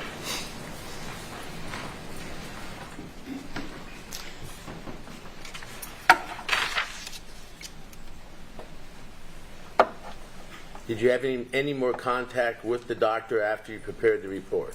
I did not. What did you do with the report after it was prepared? Again, I don't believe I authored that document there, but I can tell you what I would, if it was my document, would do. Well, do you know what Detective... He didn't say anything yet. Do you know what Detective Flirty did with the report? I don't personally know. As an investigator, if I was the lead, it'd go in the murder book. Well, your role and his role was to provide this information to investigator or Detective Parshall, correct? Is that correct? It would have gone to Detective Parshall, and what he did with it, I don't know, but... And gone to him in the normal course of business? Yes. And what you do with all the autopsy reports that you participate in? Yes, sir. All right, I have nothing further. Me across. I would ask that the document be admitted into evidence. That'll be denied. Me across. Just briefly, did you review any reports, Detective, prior to coming to court today? No. Did you have any conversations with defense counsel before coming to court today or testifying? Briefly. Can you tell us about that conversation, please? He just told me what I was here for, basically. Being what? To talk about? This autopsy that I attended. Okay. Do you have any independent recollection of attending the autopsy? Very vague. And you said you might have handled or been present for approximately 24 autopsies? Yes. And you said you don't have any medical training. I do not. And you, when you were asked about attending the police academy, there's no medical training portion at the police academy, is there? I think it was a CPR class. Okay. But nothing in terms of recognizing wounds or patterns or tool marks caused by weapons or things of that nature? That would be within the province of the experts at the crime lab or the coroner's department, correct? I mean, we get a little bit of that training in the field, but not very much in the academy. Okay. Not on the level of the chief medical examiner of LA County? No. Okay. And you said you think you attended a portion of the autopsy. What portion, if you have any recollection? Well, it would have been, it's the initial phase, so the initial phase that they're looking at wounds and things like that. I would never stay for the entire thing where the entire body is looked at. Okay. So maybe prior to the autopsy when photographs are taken, or... Just prior to the point where the doctor is getting into the body to look at wounds and things of that nature. Okay, so you wouldn't have been present when he autopsied any of the wounds to look underneath the skin to see any of the wound paths or markings, tool marks, patterns. You wouldn't have been there for any of that? Maybe for a little bit, but not for the entire thing, no. Okay. And would you agree that whatever the chief medical examiner testified to and included in his autopsy report would be more accurate than anything that you might have interpreted, thought, wrote down in notes, then transferred from notes into some typewritten report? Objection, speculation. Conclusion, no foundation. It's overruled. True? 100%. The doctor's report is way more reliable than my notes or Clardy's notes. Okay, because you're detectives. Your job is to investigate a crime, in this case a homicide, and his job is to deal with cause of death and all of that, all of the features relevant to that determination. Yes, correct. We're just trying to give him some preliminary leads, something that he can go on. In other words, for you to be able to come back and say to Detective Parshall, cause of death is multiple stab wounds. That's correct, as opposed to a gunshot wound or something like that. Got you. Thank you.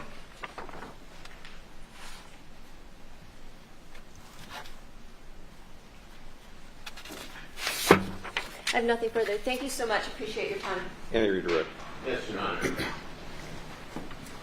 You don't perform the autopsy, do you? No. I'm going to object. It's argumentative. It's over with. The information you got for your report, or the one prepared by Detective Plurdy, all came from information provided by the doctor, correct? Yes, I mean, we're there, we can see with our own eyes, but yes, it's majority from the doctor. And what you wrote in here, like I asked you about 7 stab wounds, that came from the doctor, is that correct? States the evidence. Sustained. Not write anything in there. This document was prepared by Detective Plurdy in the normal course of business, correct? I believe it was Plarity, like I said, because I would always sign my documents afterwards that I'd give to the lead investigator. That one's not signed. I believe that was done by Plarity. But I was there with him. Did you review it? I just reviewed it right here, yes. No, did you review it before it was turned over to Detective Parshall? Yes, sir. And was it accurate as far as to the best of your ability at that time? Yes, sir. If it was not, you would have changed it or in any way gone back and got additional information from the coroner, is that correct? Or tell Detective Plarity that didn't look right, he needed to change it. So if this was turned over to Detective Parshall, then it was accurate to the best of your ability, correct? Yes. And again, prepared in the normal course of business. Yes, sir. Was one of the things that Detective Parshall interested in is where the stab wounds occurred? I'm going to object. Calls for speculation. Sustained. Did this report record where the stab wounds occurred? Objection irrelevant. Sustained. Did this report record what the coroner told you in the presence of Detective Plurdy where the stab wounds occurred? I'm going to object. Again, irrelevant. I'll allow this. Again, we'd get some information from the doctor, and we could also see with our own eyes. I want you to take a look at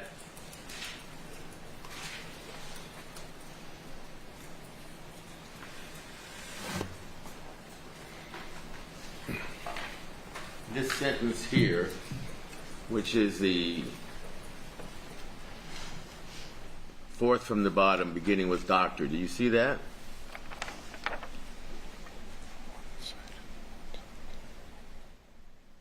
I see that line, yes. Is that what the doctor told you? I can't remember what the doctor told us, but if it's documented on there, then yes, that would have been from the doctor. Does it indicate this is what the doctor stated? Object Is that right? to count to reading from the report. He hasn't done that yet. Does this indicate what the doctor stated? That's what it says, yes, sir. And what the doctor stated was recorded by you and or Detective Plurdy, again, during the normal course of business as your job on the date of this autopsy, correct? Again, I'm going to object. This states the evidence. He said he didn't write this report. It's over. That's what you were there for, Yes. to record what the doctor told you to assist in the investigation, correct? Yes, sir. And did he tell you the wounds were consistent with one-sided edged weapon without a serrated edge? Sustained. We've had this conversation. Excuse me. Sustained. Did he tell you what the wounds were consistent with in terms of the type of weapon used? I'm just going to read through the... Just to yourself now, don't answer what it says. Is that what was recorded here as your job and that of Detective Plurdy? That was two different questions, counsel. Is that what is recorded here? What the doctor said? Yes. Yes. And one of the things that you and Detective Plurdy were interested in this case was the type of weapon that was used that you could report back to Detective Parshall, correct? Yes. And did you accurately, or Detective Plurdy, record what the doctor told you about that weapon? To the best of our knowledge, yes. And did he tell you that it was a one-sided edged weapon without a serrated edge? Sustained. Did you accurately record what he told you about the type of weapon? Does this report accurately, to your knowledge, record that information? Sustained.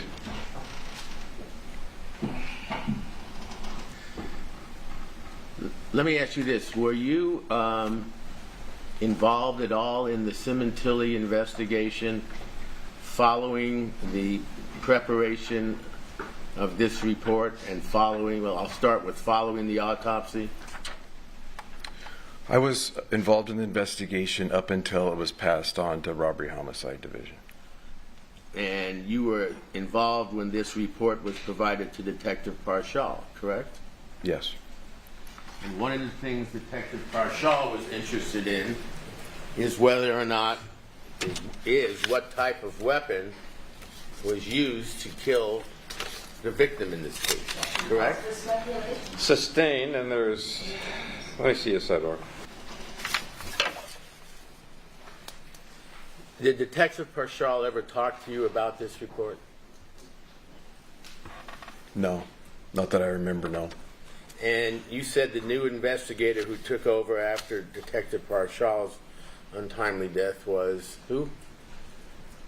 It was passed, the case was passed to Robbery Homicide Division. I don't remember who the lead was with. Would Gable or Tellis, those names ring a bell? Yes, they do. You remained working on the case under them as the replacements for Detective Parshall? No, once it was given to RHD, they took it. That was their case at that point. Did you we have would any, help them with anything that they needed, you know. Did you have any other role in participating in the investigation, particularly involving the type of weapon that may or may not have been used to kill the victim? The only thing other additional that I think I did is wrote a search warrant. Okay. And do you recall if the information that you obtained, or Detective Plurdy and your company obtained from the doctor at the autopsy, was included in the search warrant? Say that again, sir. Do you recall whether the information contained in this report that I showed you was contained in the affidavit for the search warrant? That autopsy report had nothing to do with the search warrant. I specifically just meant the item that you identified as being written by Detective Plurdy after the autopsy. Did that have was that included, that information, in the affidavit or the search warrant? I guess I don't understand your question. I'm sorry. The information you have on this report, you understand that? Yeah. Okay. Subsequent to that, you said you participated in the writing of a search warrant. Is that correct? Yes. Was one of the things that the search warrant was seeking the weapon that was possibly used in the commission of the crime? Yes.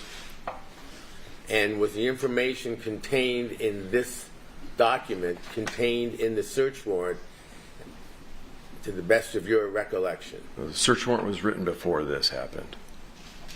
Okay. You recall what the search warrant was written for? That is, the search of what or whom? Your Honor, I would object. It's irrelevant. Sustained. Right. I have nothing further on. Anything further by the people? What counsel showed you, that's not a LAPD report, correct? No, correct. An LAPD report is written on LAPD letterhead. It has a DR number, and there are various details that are required to be included in an LAPD report, correct? Correct. These are notes. These are notes that are typed from handwritten notes. Thank you. I don't know. Anything further? Yes. What do you call this document then? Autopsy notes. That's what I call my note of mine. And you followed the same procedure you did in all the other offices, correct? I'm going to object. Dave? It's assumed as a fact, not as evidence. Again, this detective stated that he did not offer this, so he didn't follow any procedure. Thank you, I have nothing further. No, but thank you. Thank you, Detective Fillmore. Thank you. You can have Detective.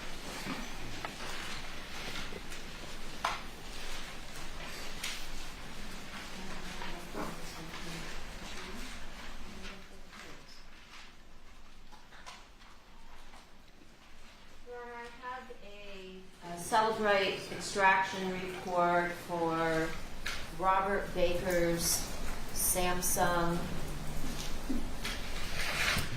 S8, item number 121. It's one page. May it be marked, please, as People's 271. Yes.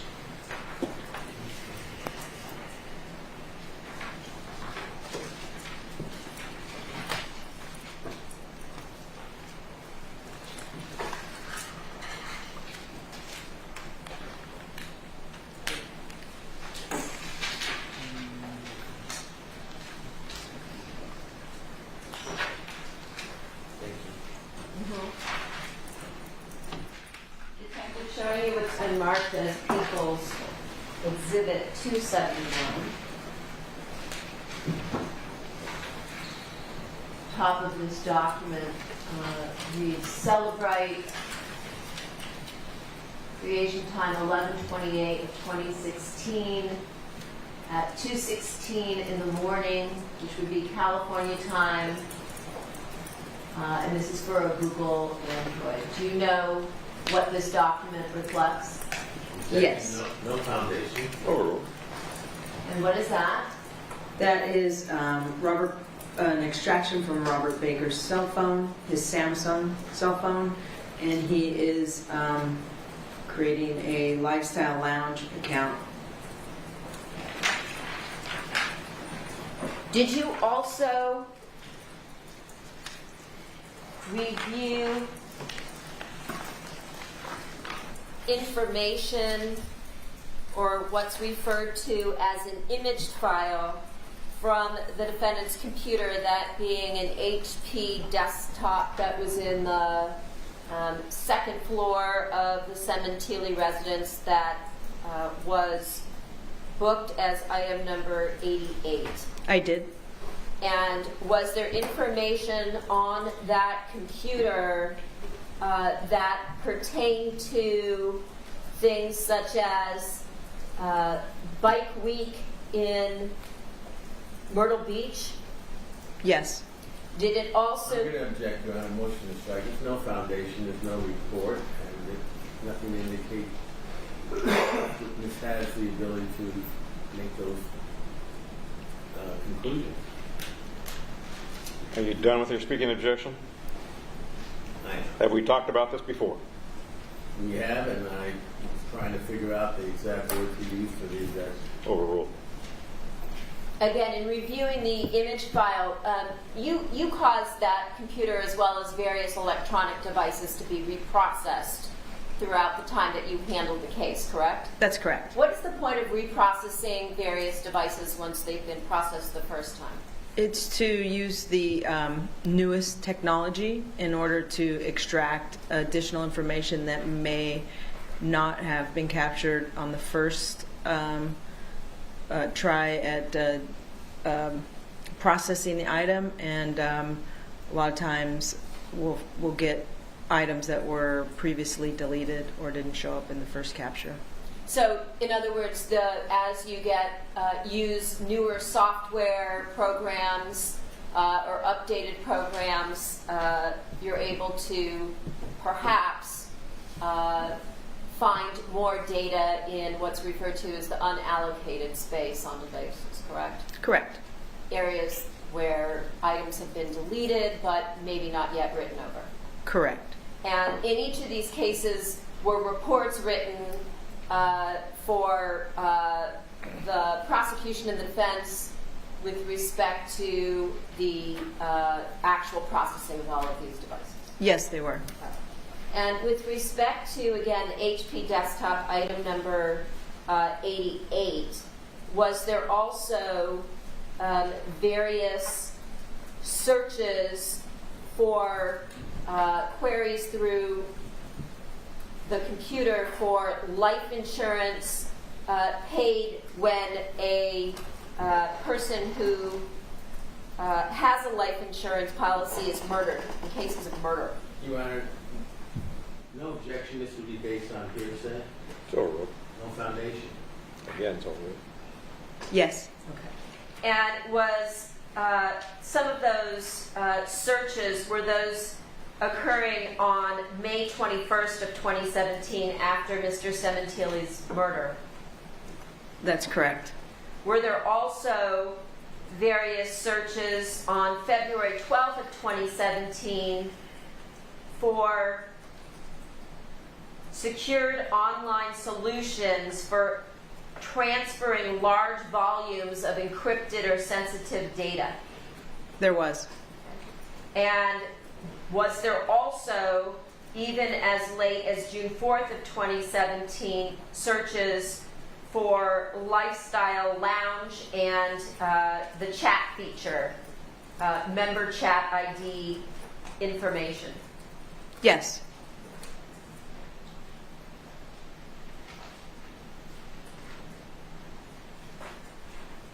I have nothing further. Mary Cross. Detective, first of all, welcome back. Thank you. I feel like before I'm done, I will have questioned every robbery homicide detective in the LAPD. Your Honor, again, I'm going to object to counsel testifying. That was not meant in bad faith. That's all right. Did you perform the examination of the item that you just referenced, which was what, a laptop computer, did you say? It was a desktop computer. Desktop. I did not extract the information, but I did look at the results from that extraction. And who did the extraction?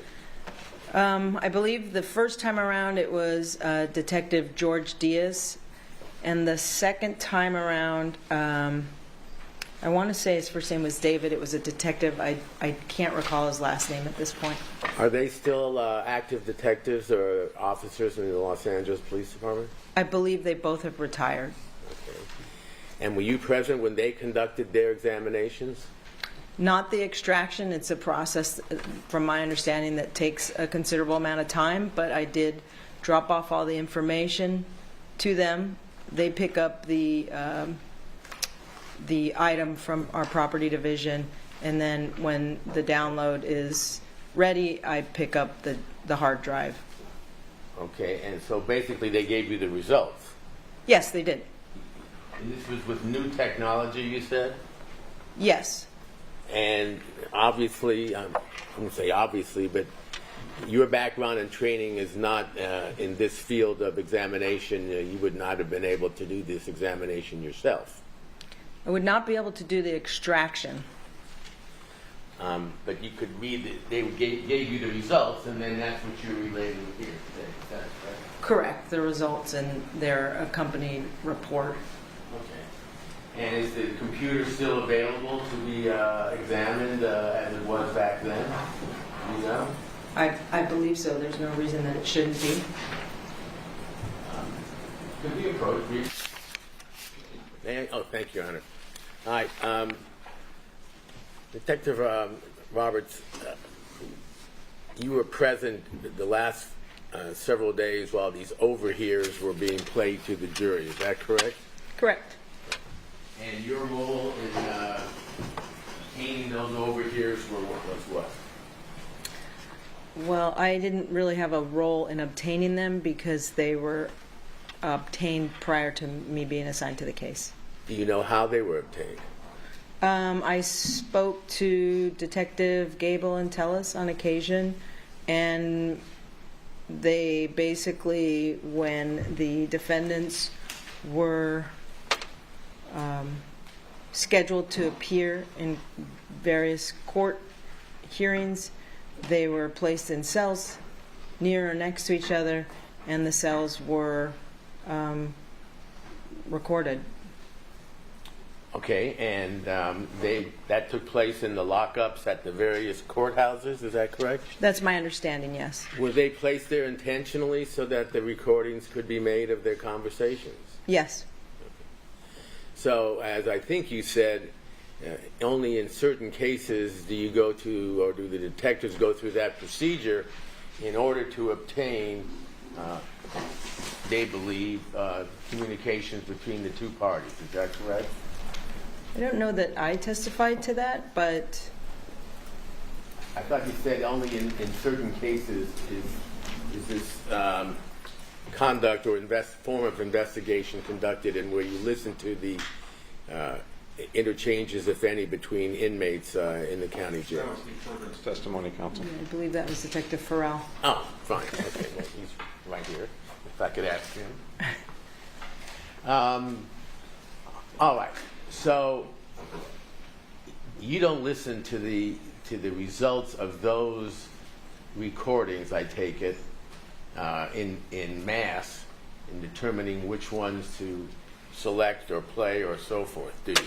I listened to every recording of the overhears multiple times.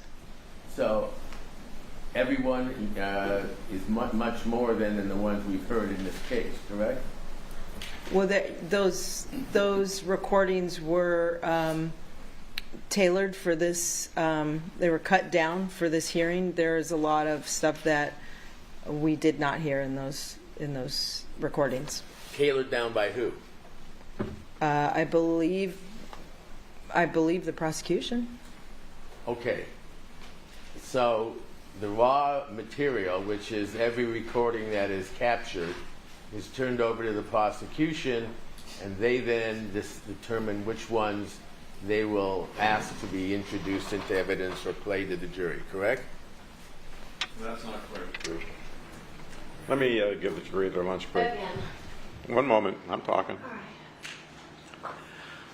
We're going to adjourn for lunch as far as you're concerned. Detective Roberts, so when you took over this case, give us again the approximate date that was.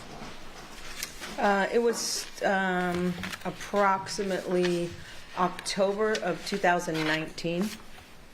Okay. So it was 2 years after the arrests of Monica Sementilli and Robert Baker, correct? A little over that, but yeah, Okay. give or take. And the prosecution was pending, shall we say? Correct. Okay. What was your role then at that time on the case? It was to obviously assist with the prosecution. There was still a lot of interviews and investigative things that need to be done on the case that was already pending, as well as suspects still outstanding that we were trying to identify and take into custody. And eventually that person was identified as Christopher Austin, is that right? One of them, yes. Yes. Well, the missing murderer, killer, was Christopher Austin, correct? The person seen in the video was Christopher Austin, yes. And you are aware that he has since pled guilty or no contest to the murder? Yes. There was a deal in. Right, that's fine. We can talk about it. Right. He's pled, and he won't be sentenced till after the trial is over, and the deal has to do with less time that he would do than if he had normally just been charged and convicted. Objection seems facts not in evidence. Sustained. And Are you aware? approach. Detective Roberts, we'll get back to the deal. Let me correct one thing in the questioning that I had for you before we broke for lunch, and that was relating to all the calls and contact between Mr. Baker and the defendant, Ms. Sementilli, that was tape recorded in the jail cells and everywhere else in custody, as many as you could, and which were reviewed by you, and eventually some of them played before the jury, correct? Correct. We're speaking of just the cell overhears? Yes. Okay, yes. We'll call those overhears, if that's okay. Sure. And I had talked about that, the decision to which one of the, if we had played all of them, it would be here days or weeks, correct? Correct. Okay. So a decision was made on which ones to play, and I said that was made by the prosecution, and actually it was joined by the judge and the prosecutor in terms of which items would be played before the jury and which would not, correct? Yes, and I think there was certain parameters that the court had placed as well, limiting what the court saw appropriate for us to play. Sure, and that had involved some explicit language as part of it, correct? Yes. Okay. But you're satisfied that the items that were relevant to this case were played before the jury in the last couple of days. Is that correct? I'll withdraw that. You heard all the tapes that were played to the jury. Yes, I did. Okay. So knowing that those were not all of them, can you tell us the last date that contact between overhears between the defendant and Mr. Baker took place? And we're talking still just the overhears, correct? Yes. Yeah. I want to say that it was January 2018, but I'm not 100% sure. Okay. And I assume then that there were no more overhears obtained from that day to now. Is that right? Correct. Okay. So between January 2018 and March 2025, as far as you know, there was no communications overhears between the defendant and Mr. Baker. Is that correct? Object, it's leading. I'm sorry? And it assumes facts, not evidence. Still ruled. As far as overhears, I do believe that's the last. Okay. And I take it that any additional overhears would have been recorded just like the ones that were played before the jury in the last few days, as well as the ones that were not. You follow my question? If I agree with that, if they were determined to have evidentiary value that Okay. was important for the jury to hear. Did this system of overhears, can you tell us briefly what that involved? How the law enforcement or the jail obtained those overhears? So they were placed in, the recording instrument was placed in the cells before the defendants were placed in the cells? Which cells are we talking about? Because weren't they housed in different Okay. locations? Well, it was the time, okay, so we're going to go all the way back. Sure, to On the their days, sure. The defendants would appear in court together for preliminary hearing settings and things like that, motions, whatever. Just like a courtroom like this? Just like a courtroom like this. Okay. And on the days that we knew that they were going, or the detectives then knew that they were going to be at court on the same days, they would place them in cells adjacent to each other or either across or next to each other. And those cells were outfitted with recording devices.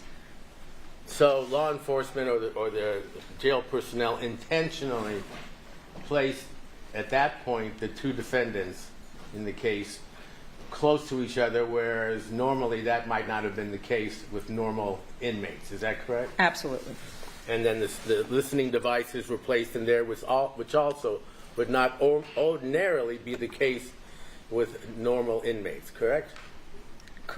Well, I mean, if I you don't had know two- about normal, but you can request it. I could request overhears in any of my cases. It's up to the detective whether that's something they want to do in their case. Okay, and I think we heard that this is only done in special cases, serious cases like this one. I have to disagree with that. Okay, Yeah. so it's basically. You were complaining this with the Perkins operations? No, I'm talking about the overhears. I understand what you're talking about, but what you said, very well. Did I say the Perkins? No, you did not say that, but Okay. very well. Just like the Perkins operations. I a think fair statement? No, I think the Perkins are different because the resources are limited. There's one team for not only for our entire LAPD, but a lot of times they work for the entire state and city. Whereas the overhears are case specific, and it's really up to the detective in their case if they think they need additional evidence and that their defendants might talk to one another, that is something that that they can request to be done. Okay. So in both cases, the goal is to get additional evidence that they think they may need before they go to trial, correct? The goal is to get additional evidence. Okay.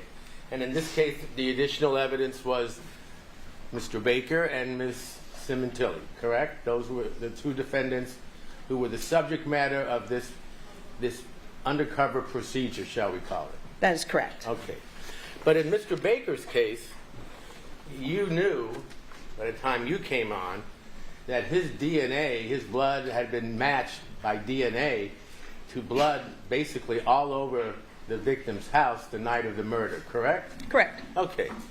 So there was plenty of evidence there to convict Mr. Baker.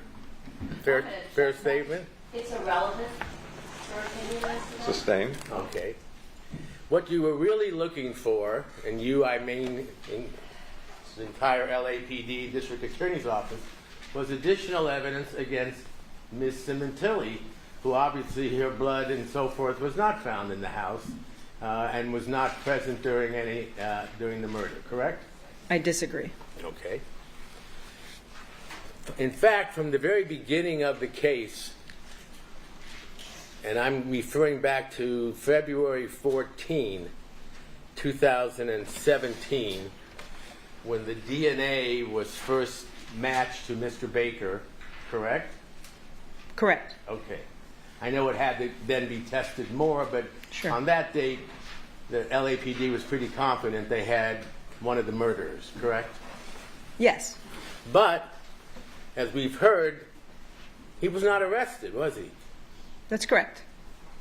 Now, I know this wasn't your decision, but the decision of LAPD was to leave him on the street, as well as obviously the unidentified second murderer, in order to get more evidence against Ms. Sementilli. I believe. Compound and also assumes facts and evidence with respect to this one. Overruled. I believe that the goal was to identify and get everybody that was a participant in this murder. Of course. And the only evidence in general at that time connecting Ms. Sementilli to the murder was that she was having an affair with Mr. Baker. Correct? I would have to refer back to the timeline. I'm not sure if they had the phone records at that point. Okay. And obviously, phone records were obtained. We've heard testimony about them throughout the investigation. Correct? Correct. And those phone records, to a large extent, documented contact between Ms. Sementilli and Mr. Baker, both on encrypted phones and non-encrypted phones. Correct? Encrypted applications. Okay, fine. So that was additional evidence that was being sought, correct? Yes. But that could have been obtained whether or not Ms. Sementilli was in custody or not, right? I believe it was obtained. Right, When when she she was was- not in custody. Correct. Right. Had she been in custody, had you decided to arrest her and Mr. Baker, that information could have been obtained as well from her phones. Correct. Again, I'm going to object to assumes facts and evidence. It's overruled. Okay. So, in essence, you had Mr. Baker, but LAPD engaged in a detailed and I assume extensive and costly surveillance of Ms. Sementilli for the 4 months almost, or 4 months leading up to her arrest in June of the same year, correct? I believe that the surveillance was directed at Mr. Baker and Mrs. Sementilli, not in an effort to get all the parties involved in the murder and to try and figure out what everybody's role was in the murders. Okay, well, you knew Mr. Baker's role was killing Fabio Sementilli on the night of the incident, correct? Well, we know he was there in the house and was most likely the person that killed Okay. Mr. Sementilli. By the way, did you, was one of the goals also, when you came on the scene, to locate, if you could, and determine what the murder weapon or weapons were in the case? trying to locate a murder weapon, yes. So as far as you knew, when you came in what year now and month? The end of 2019? 2019. This is 2 years after the arrest, correct? Correct, a little over 2 years. Neither murder weapon had been identified or recovered, correct? Correct. And that included knives that you had seized during the course of arrests and search warrants and so forth, correct? There had been no knives that were identified as being the murder weapon in this case. And that included a knife that was recovered from the vehicle being driven by in which Mr. Baker and Ms. Sementilli were arrested in June of 2017, correct? Yes, I had no knowledge that that was the murder weapon in this case. Did you have, could I see Exhibit 56? I apologize for not giving you Zoom here. Co-counsel here is going to put this item up. Exhibit 155. Have you seen that item before that is depicted in that photograph? I have. And when did you first see it? I believe when I got the case, it was part of the crime scene photos. Or not crime scene photos, but the evidence. If this is the knife I believe I'm looking at, it was recovered from the Mustang upon the arrest of Robert Baker and Monica Sementilli. Okay, and that was on June 14, 2017. Correct. And did you investigate whether that was one of the knives used in the murder? I did not. It was my understanding when I came on the case that this the knife had already been analyzed and excluded. I don't know, excluded, but it wasn't included. Not included or excluded. It just there was nothing to positively say that this was the murder weapon. Did you review the reports of Detective Gable, who was on the case before you as part of your bringing you up to speed on the investigation in the case? I mean, there were over 220,000 documents in this case. I'm sure I did, but I can't remember everything that he wrote. All right, but I'm sure, and correct me if I'm wrong, since you came into the case 2 years later and 2 years after this exhibit was recovered, that you investigated whether that exhibit had been identified as possibly being the murder weapon or not the murder weapon, correct? I did not investigate this weapon. Were you aware that Detective Gable had excluded it as the possible murder weapon? I would object that assumes facts, not evidence. Overruled. I wasn't aware that he excluded it. I was aware that there was testing and that there was nothing found in that testing that could say that this was positively the murder weapon. And where did you get that information from? That was in the investigative files. Well, you didn't read a Cron report or a report of Gable that said it had been excluded? I don't remember reading a report that said it was excluded. I'm not saying the report doesn't exist. I don't remember reading that report. Okay. You knew it had been tested for DNA and that was negative? Correct. You knew that the coroner's report had indicated the knife that was used was a serrated edged knife. I'm going to object that assumes facts, not evidence, and it states the evidence. Overruled. I would have to refresh my memory on that. Did you review the autopsy report of the medical examiner? I did. And I assume, did you mark this report? Which document? Yes.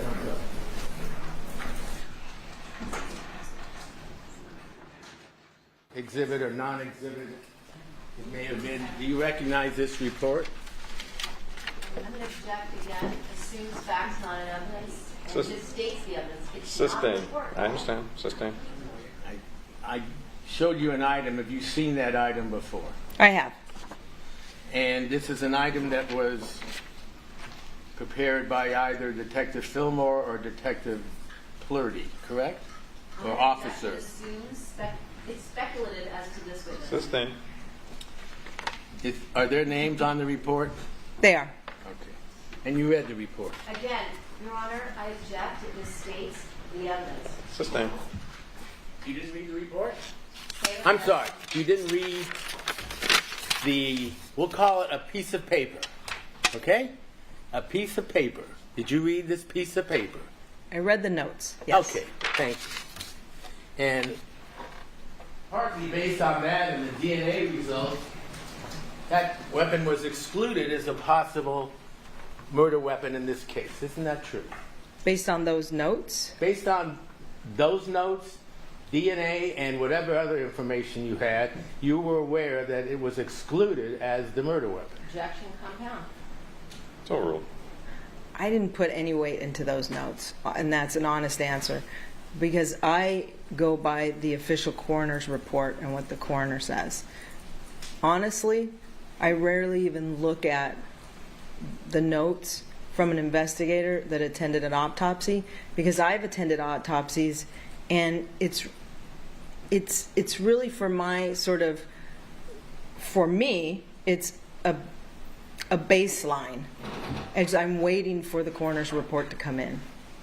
Okay. I don't take a lot of time to be accurate. I don't put wounds exactly where they are on the body.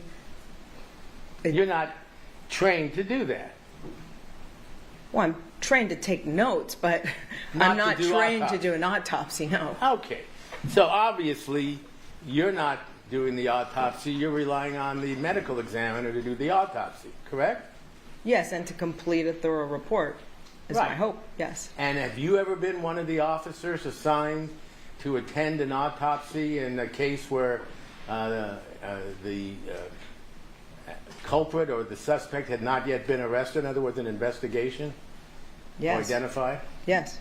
And you're aware that in serious cases where it's still the case hasn't been solved, sometimes LAPD officers attend autopsies, correct? It's actually, we're required to attend. Who requires you to? Our department, the LAPD. I mean, there's certain circumstances if we can't, but even like in this case, when the investigative officer wasn't available, he sent another officer to attend that autopsy. Okay, and the investigating officer at the time was Parshall, correct? Yes, Okay. and Verna. And were you aware that officers or investigators Plurdy and Fillmore were told to attend the autopsy? Objection. Calls for speculation, hearsay. Sustained on the first ground only. All right. So when you go and you attend the autopsy, do you reach your own conclusions about the size of the wounds or where they were or what weapon possibly created the wound? Objection irrelevant. I'll allow this. No. You rely on the medical examiner. Yes. And do you take notes of what he is saying, or do you interview him afterwards, or how do you obtain his opinions on the crucial issues that you're there to observe? I take preliminary notes just for my sort of edification, and Based on what, if I could interrupt you? it's based on, sometimes it's based on conversations with the doctor, sometimes it's based on visual observations in the autopsy suite. But I take it you don't make put down opinions as to what type of weapon, in this case a knife, was used to commit the murder, do you? If it was something that was discussed with the doctor, I would. Okay. So it's discussed with the doctor, and then you write a piece of paper that you turn in to the investigator, or who? So I've never seen notes written on an autopsy like that piece of paper that you showed me. Is there some reason why this would not be appropriate? No, it's not that it's not appropriate. It's just not. It's not the way that I've seen it done. How have you seen it done?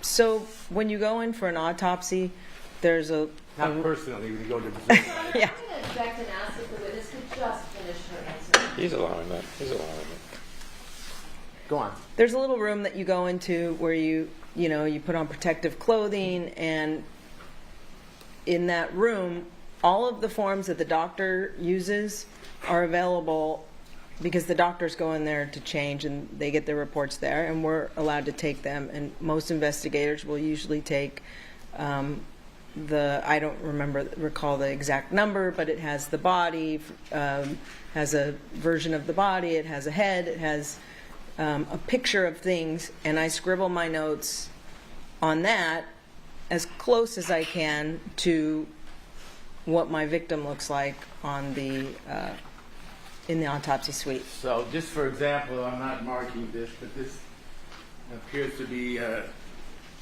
an autopsy report, something like that, with the right. Correct. And this is the body Yeah. drawn, Right. and then the notes are put on there. Correct. Yeah. What Yes. do you do, however, whatever you call it, and whatever piece of paper is put on, what do you do with it when you've completed it? There's a section within the murder book for the autopsy, and I'll usually either put it in that section, or I'll put it, there's also a section in the murder book for notes. It's up to the individual detective how they want to organize their murder book. So in this case, if any notes were taken on the autopsy of Fabio Sementilli, it would be up to Detective Parshall as to where he put those notes or pieces of paper, correct? Correct, and then in that instance, he could even put it, there's a section for other officers' reports. He could have put it in there. It's really up to him. Now, in your investigation, which included, you said, trying to find out if you could locate the murder weapon, did you review the autopsy report? I did. And did you ever see the document that I showed you, the piece of paper prepared by Detective Officer Fillmore or Plurdy? I'm sure I did. I don't recall it.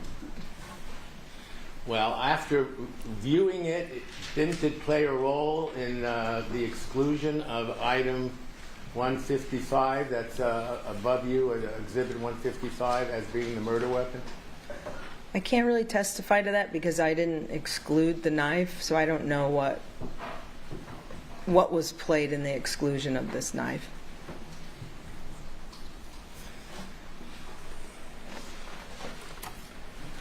And eventually, Mr. Austin, are you aware, following his deal, identified that as one of the murder weapons, 155, correct? I believe he said the knife looked like that. I'm not sure that he identified this specific knife, but I believe that he was shown a picture of the knife that was recovered from the Mustang, and he said, yes, the knife looked like that. What if I told you he was shown the knife and asked if that was the knife used in the murder, and he said yes? Didn't you see that in the transcript of the proffer? I don't recall. Did you read the proffer? I did not read the proffer. I read the interview and the Perkins. So when you came on the scene as the investigating officer, is it fair to say you were still looking for the murder weapon? Yes. All right. You had no note in your report that murder weapon was found in the Mustang driven by Ms. Sementilli and Mr. Baker. Correct.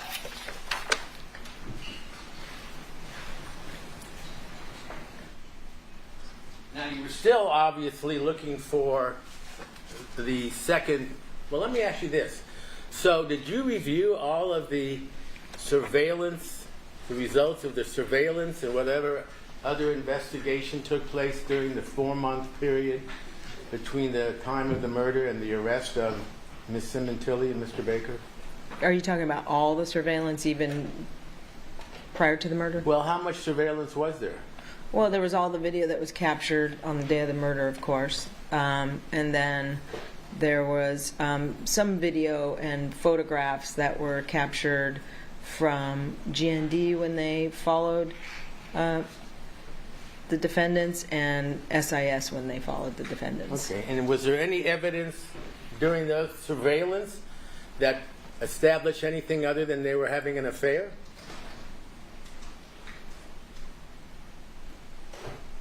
Regarding Ms. Sementilli? Well,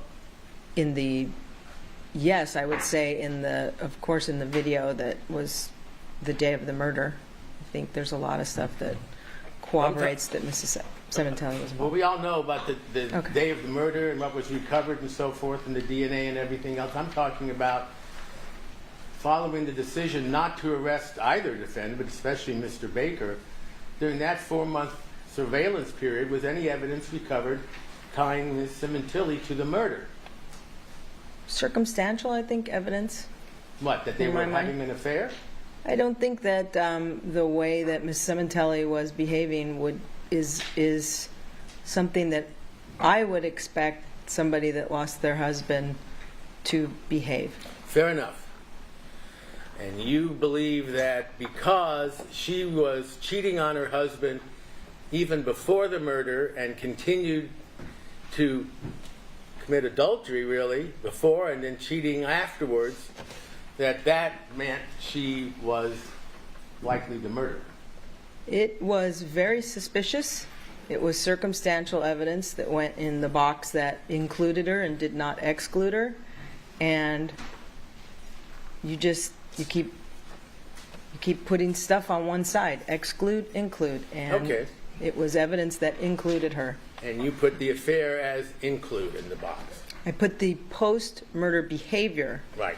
in the box that included. Well, let me ask you this. You've done a lot of murder investigations, I assume, correct? Yeah. And a lot of questions, hypotheses, hypothetical questions were asked. One of the things a person who planned a murder with her lover would have done is maybe have no contact with him after the murder to make sure there was no evidence against her, right? I'm going to check that calls for speculation. Sustained. In fact, in this case, Ms. Sementilli invited or allowed Mr. Baker to come to the house 1 or 2 days after the murder itself when others were paying their respects, correct? You were aware of that, right? Yes, he did come to the house during the memorial. Were you aware that he had also sent a message saying, "I'm sorry"? What I'm aware of is that there was a message that was deleted right before the "I'm sorry," so I have no context for what that "I'm sorry" meant. It could mean Okay. But it was sent by Mr. Baker and it was sent to Ms. Sementilli the day after the murder, is that right? Or the day of the murder? I don't think it was the day of the murder. It was either the day after or 2 days after. But after it was common knowledge in the press and so forth that Fabio Sementilli had been killed. Correct. Okay. At any time were wiretaps sought to tap the phones or the car or anything else of Ms. Sementilli and Mr. Baker to see what they were saying to each other? There were no wiretaps in this case. But there were tracking devices, correct? Correct. And that was to determine where they were going? Yes, because I believe they were trying to identify the outstanding suspects. Okay. And at times, an undercover officer was actually stationed in an automobile right next to where Miss Sementilli was. Yes. Parked, correct? Right. And she was crying, looking at her phone, and was overheard saying, "How could I be so stupid?" Right? I'm going to object, Your Honor. This one is just cumulative. It's overruled. Is that Yes, right? yes, I remember that. Were any other statements overheard, as far as you know, during this 4-month surveillance? I don't recall. I mean, It's possible. they were seen going to restaurants and bars, correct? Correct. Miss Sementilli was seen grabbing the genital area or hugging a bouncer, correct? Correct. So there was a lot of evidence that was found basically showing her acting somewhat promiscuous and certainly still having Robert Baker as her lover, correct? Yes, there was. And you consider that proof that she was in on the murder? I considered her behavior as suspicious, and it could not exclude her from being in on the murder. And excluder became an important issue in the case as it related to insurance proceeds, correct? I believe that was something that she wanted to happen. Well, if she was not involved with the murder, she was entitled to her insurance, correct? Correct. And half of it was going to the children, correct? I believe so. Okay. And you were aware that she was had made several requests of law enforcement as to what was going on with the investigation. Sure. And in fact, there were tape recordings of numerous calls made to Detective Parshall back and forth in which insurance was discussed, correct? Yes, Did you listen to those calls? I did. And isn't it true that throughout those calls as well, or in many of them, she was inquiring what's going on with the investigation? Where is the person who did this? What progress are you making, correct? I believe that she was trying to find out.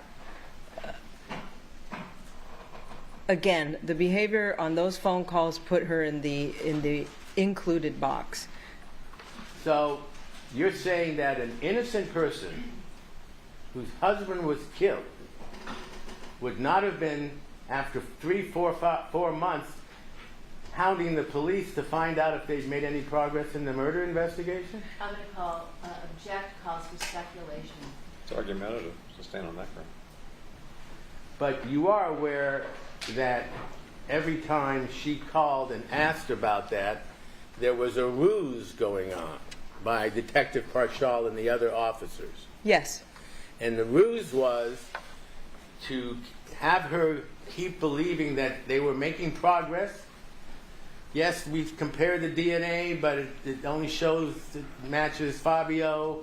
We're getting close. We're almost there. You're aware that that was continuously told to her throughout that 4-month period, right? Yes. And then it was not unusual for her to call in a few weeks and say, so what happened, right? I think there was an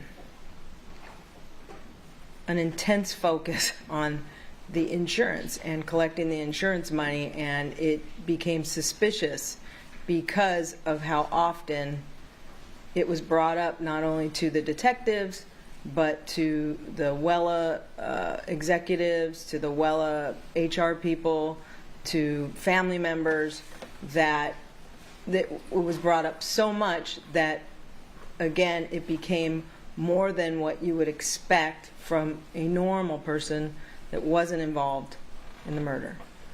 Well, but your opinion was somewhat colored by the fact that she was having an affair with Baker as well, correct? My opinion is colored by the circumstantial evidence that I believe points to her having something to do with this murder. But what if I told you that the majority of those calls, tape recorded to Parshall, focused on what's going on with the case? When are you going to find who did this, as much, if not more, than talking about insurance? I listened to all the calls. I think we have a different interpretation or opinion of those calls. All right, so the calls would speak for themselves, correct? Yes. In the beginning, she needed help in figuring out how to file for the insurance with MetLife to begin with, correct? I'm going to object calls for speculation. Sustained.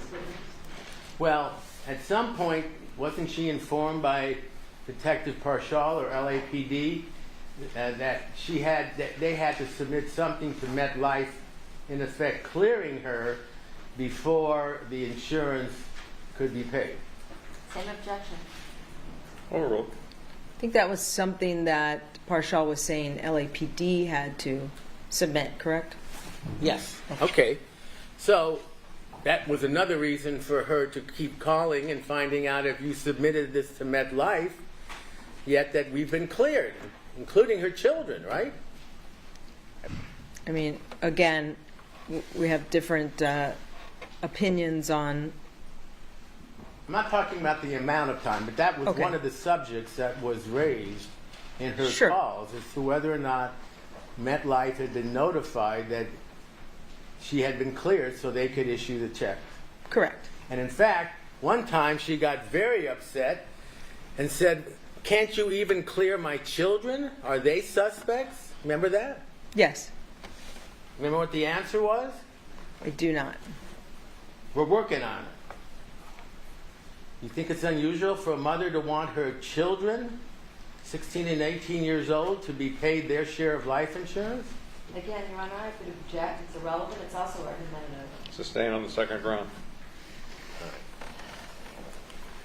So getting back to the murder investigation, in all the 4 months that this surveillance was going on, was there one time when Miss Sementilli was overheard saying anything to the effect of, "Why did we do it?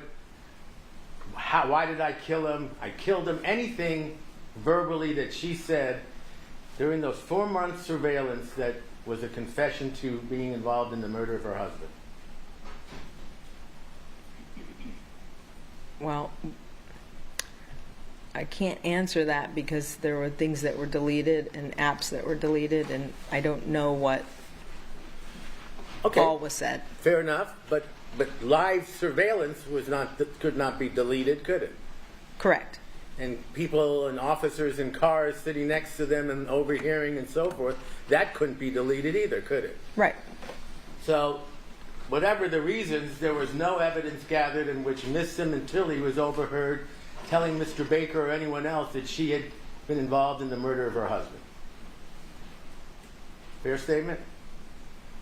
That she said that she Yes. was involved. Yes, from the stuff, from the evidence that we had available, there was nothing found that she admitted to being a part of the murder. And in the overhears that we've just played to the jury over the last several days, and I understand your view of what she said in there might be different than mine, but my question is specific. Did you ever hear her say to Mr. Baker, "Why did we kill him? I wish we hadn't killed him," anything of that nature? Not those words. But the words that we all heard. Yes. Okay. If there had been anything more incriminating that she said on those overhears, it would have been played to the jury, correct? Oh, 100%. Okay. So you can say the jury heard everything that you and or the prosecution felt in any way was incriminating to her. I would say 90% yes. But there wasn't an admission where she said, "I killed him." We would have played that. Okay. Was there anything that was not played that had to do with control that Mr. Baker had over her? There were some discussions about control, but they were always related to their sexual relationship. Okay. And one time he uses the word master. Is that correct? They used master back and forth. Did you investigate Mr. Baker's background to determine whether or not he had a history of, for lack of a better term, controlling or manipulating women? Well, if you would include the sexual assault of a minor as controlling, I would say yes. Okay. So he had a prior conviction for the sexual assault of a minor, correct? Yes. Now, in all fairness, how old was the minor, if you recall, about? I don't. How is that fair? Well, I mean, Said in it all wasn't- fairness. No. I guess what I'm I don't saying think it's is, fair, whatever age. You're absolutely right. Okay. But is it, what was it, a 6 or 7 year old, or was it a teenager? or what? Teenager. Okay, fine. Not, No, believe me, right. excusing that for a second. So, you had that in his background. Did you investigate the number of wives or girlfriends he had before Miss Sementilli? I'm going to object to relevance. Overruled. Yeah, I wouldn't say investigate, but it was part of the material, part of the investigation. I was aware that he had 2, maybe 3 wives. He was involved in the porn industry. He managed girls, dancers, such. So he pornography and strip clubs and things of that nature were in his background, correct? Correct. And you learned that from talking to friends of his, correct? Correct. Some of whom testified in this case. Yes, and you can Google. You can get a lot on Google too, and I think his name comes up on Google. Okay. The jury's not supposed to do that, so don't Okay. don't say that. Okay.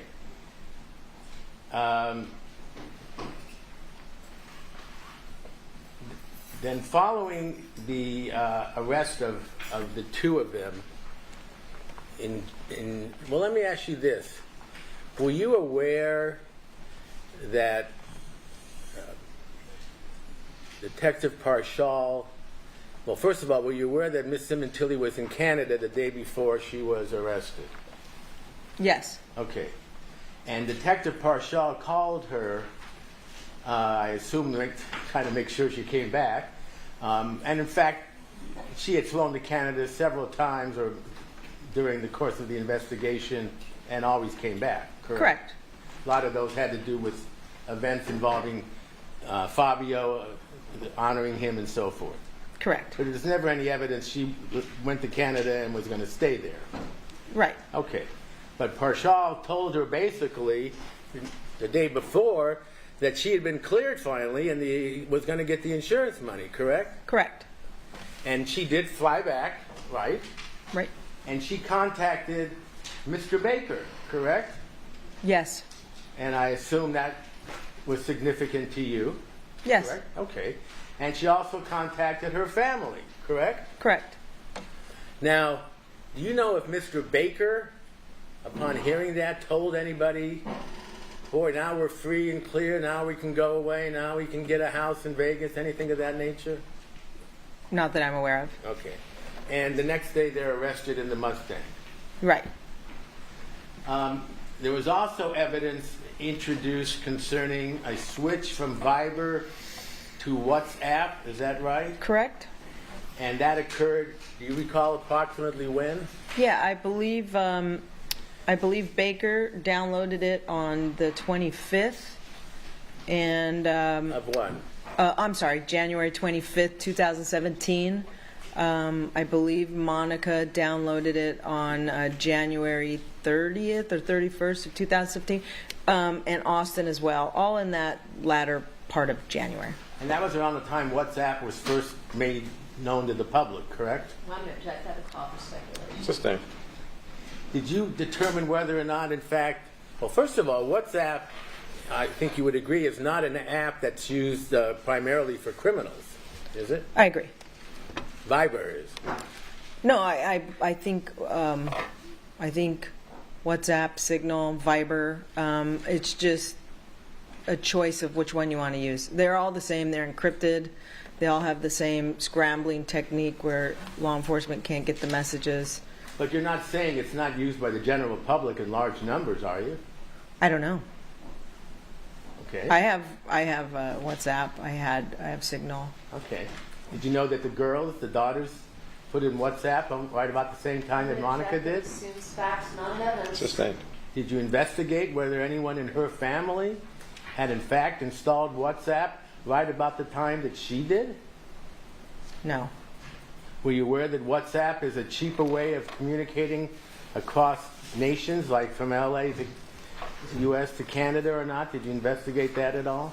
I know that it is, you can message free. Okay. So it has innocent uses as well. Fair enough? Yeah, but in the totality of what's happening at the time, and Viber no longer being used, and then WhatsApp being downloaded by all the parties involved in this case, it's no longer innocent to me. Okay. But anything and everything relating to Ms. Sementilli and Mr. Baker following the murder was not innocent to you. Fair enough? Well, again, it's whether it goes in the exclusion or the included box, and it's something that is just in the totality and with all the other evidence that was coming in But it is could have suspicious. innocent reasons as well. In other words, For other people, for Jessica and Isabella, yes. well, or someone else could be having an affair and not be a murderer, correct? Oh, sure. All right. So there's two reasonable explanations for having an affair. One that you could be a murderer, and one that you could just be a I cheater. think there's probably many different reasons people have an affair. Fair enough. And your job in this case was to find those reasons, if you could, that pointed to her being a murderer. Correct. No, Okay. no. Involved. It was to include or exclude, to find everybody responsible in the murder, not just focusing on Monica. Let me ask you this. As a result of LAPD's decision not to arrest Mr. Baker immediately upon learning about his DNA, there were no search warrants issued for the search of his residence for almost 4 months eventually after he was arrested, correct? Correct. So for those 4 months, if he had any of the weapons or any other evidence of the murder, money, coins, anything, that was not available to LAPD, because if they issued a search warrant, it would be alerting him that you were investigating him and therefore destroyed the purpose of the 4-month surveillance. Correct. Okay. Now let's get back to the second murderer. When did you first have information that Mr. Austin was a suspect in this case? That would have been in 2021, I believe. Okay, and what was that evidence? That was I wouldn't even call it, he was a suspect. He was somebody we looked at. His name first came up to my attention in 2021 when because of the Facebook Messenger message download WhatsApp, a couple days after the murder. By Mr. Austin? By Mr. Baker to Mr. Austin. Okay. So he became what we hear sometimes as a person of interest. Yeah, it was suspicious. We were looking for things that stood out in the phone records that was different from the normal. Did you investigate as to whether or not he was in Los Angeles? Well, you knew he lived in Anchorage, correct? At the time that we had that message, it was believed that he lived in Fayetteville. In Arkansas? Yes. Okay. And Fayetteville? Fayetteville, yeah, I always get it. Okay. Fayetteville, thank you. But when did you learn that he actually resided in Anchorage? In Anchorage, I believe it was the end, mid 2022. And why did you believe he lived in Fayetteville? That was information that when Cy came on the job, was helped out with the expert helped out with the phone records. One of the things we asked him to do was look at the phone records and identify numbers that stood out different from the normal patterns, like he talked about patterns of life or whatever. And there were 8 to 10 names that stood out in the phone records that were given to me. As being people that we should look at, because the records most of them were like communicating with Baker right after the murder, or communicating with Baker near the time of the murder when there was virtually no communication. So just things that were different from his normal phone activity. But why would that lead you to Fayetteville?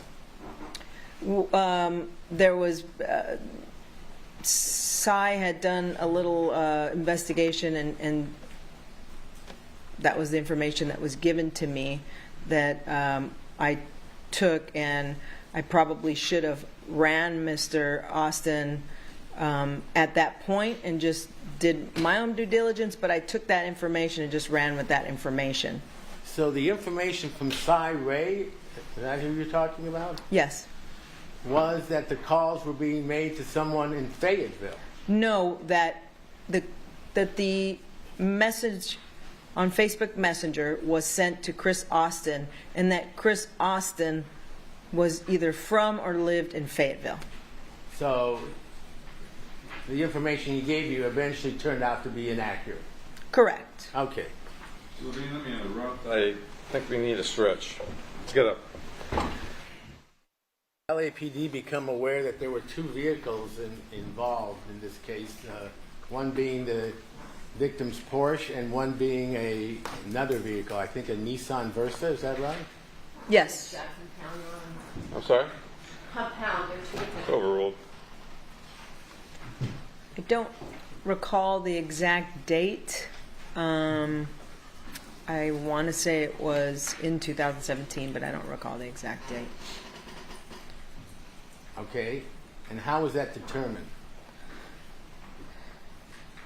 I believe that came from witness Paula McCullum, who in her statement said that she rented a car for Robert Baker. On the day of the murder? The day of the murder from Enterprise Rent-A-Car, and then it was just backtracking from there. That was a Nissan Versa, is that correct? Correct. Did you ever locate that vehicle? Yeah, I did not, but the investigators did. And it doesn't really have a trunk, does it? It's just like a hatchback back there. Isn't that right? I'm sorry, I don't know. Did you take a picture of it, or? There were pictures that were taken. The investigators tracked down the car. I believe it was in another state by the time they tracked it down. And they wrote a search warrant, and they went through the entire car. And I know there's pictures within the investigation of that car and the trunk area. And she was tied to Mr. Baker, wasn't she? Yes. Miss McCollum? Yes. Yes. In fact, a girlfriend of his. Well, I'm going to check. That calls for speculation, hearsay, and assumes facts not in evidence. Just stand on the first ground. Did you ever determine what her relationship was with Mr. Baker? Same objection. Overruled. I would call it friends with benefits. I wouldn't call it a girlfriend because she was married, but friends with benefits. Okay. Mr. Baker had a lot of friends with benefits, didn't he? I'm going to object. Assumes facts not in evidence. Sustained. Was she interviewed by LAPD? Yes. Do you know if she's going to be a witness in this case? I know she's on the... Relevant, Your Honor. Sustained. Did she supply you with any information that Monica Sementilli was involved in the murder? She provided us with circumstantial evidence that went in the inclusion box. More circumstantial evidence. Yes. Talking about circumstantial evidence,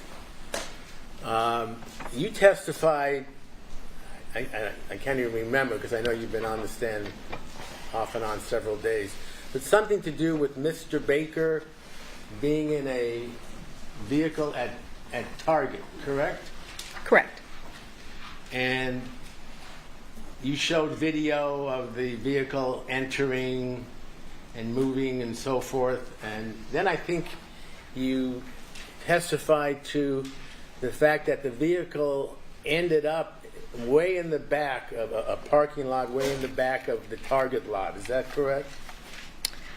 At which, well, you could say that either parking spot was sort of towards the back. One was the side back, and one was sort of that little alcove in the very back towards that green container. I'm sorry. What is our next? That is 623. It is a photograph of it. Looks like a building and some parking lot. Very well.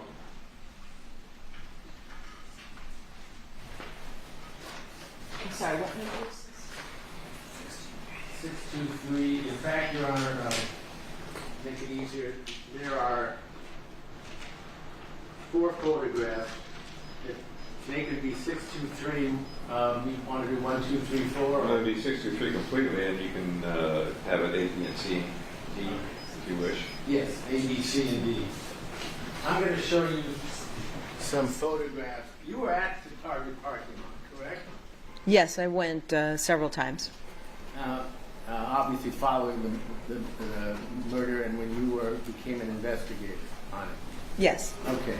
And that was based on video that you had seen of cars going in and out of the parking lot, including those belonging to Ms. Sementilli and Mr. Baker, correct?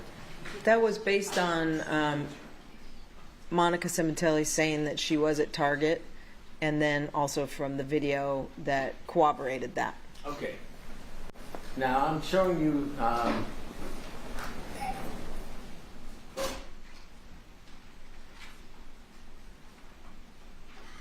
623, is that right? It is. Showing you 623A, do you recognize the scene in that photograph? Yes. And does that appear to be the location where Mr. Baker's vehicle ended up at some time in the Target parking lot, the date of the murder? It does. And I believe you testified that somehow he could have gotten from there to a location where Monica Sementilli's vehicle was near that Payless store without being seen by the Target cameras. Did I get that straight? Without being picked up, yes. Okay. But isn't it true that there's just no way to do that without going through or climbing fences or something like that? That's not true. Okay. So this is A. I'm going to show you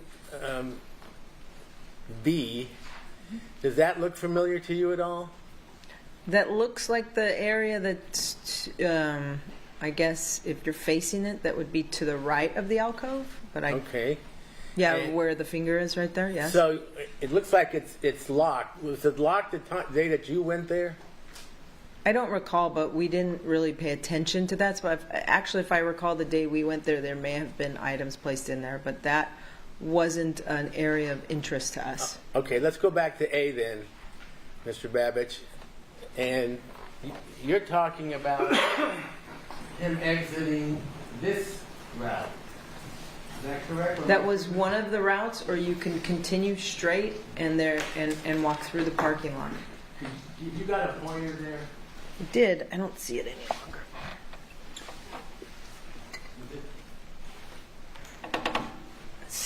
It's no longer here. I don't know what this is, but you can use it. That's it. Okay. So can you show us, you described a circuitous route, it sounded like. Can you show us the route? Well, this was. Your Honor, I want to object to counsel's testimony and ask. Sustained. Can you show us on that There were photograph where you started at least from? there were two routes. He would have started from here. He would have to jump this fence. There is a door in the interior here Okay. that you would have to go through. When we were there, it was unlocked. But An if it was interior locked- door. I'm sorry, go on. There was an interior door that was unlocked, and if you went through that interior door, it took you into the shopping center. All right, let's look at this actually is D. That looks like it's looking at that gate from the other side, correct? Right, correct. So you'd have to walk, you're saying he could have walked down that road, that alleyway? Yes, and there was a door on this side that was unlocked to go through. Okay, but again, you're talking about how many years after the murder when you were there? It would have been 4 years after the murder. Do you But have there's also Go on. there's another easier way for him to go through that doesn't involve this alcove, and it's simply, if you can go to the first photo, if you walk just a short way through this parking lot, there's a driveway for vehicular traffic to go into that next shopping center. You can duck into that shopping center and then walk out to Ventura Boulevard. Okay, but the photograph that's up there now, does that show where the car was parked? The car was in that little alcove there. Okay, so, and is that a location that the target cameras can capture, or could have, in the date in question? It was so far away because it's at the farthest end of the parking lot, Right. that you could follow the car, because we saw the car leaving from where it was parked, and if you followed that car, it got blurrier as it traveled through the parking lot, but it ends up at this alcove. Okay, but if the person I'm using my finger on 623A walked the way you said, would that not have been picked up by the target camera? Justin asked and answered them. I maybe shadows, and I'd have to look again, but I believe it was too far away. Otherwise, Otherwise, you would have been able to see it on the I would have been target. able to testify to seeing it. I Okay. don't believe it picked up pedestrian traffic. And that's one of the reasons, well, I'll withdraw that. Can we see the next photograph, Mr. Babbitt?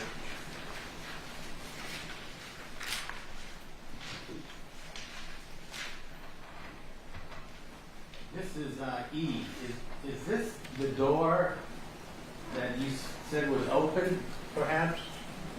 Perhaps, without seeing the entire, Well, this is at the end of the, on D, the end of the walk. I don't know what's around this corner here.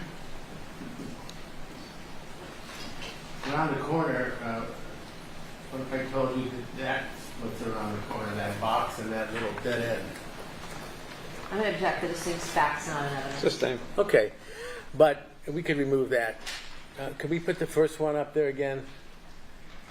But your theory is that Mr. Baker walked in front of the building along to the left, as you showed us a second ago, not through the gate or over the gate going backwards. That was always my opinion. That would be the easiest way to walk, Okay. without having to, like you said, jump fences or do things like that. And then,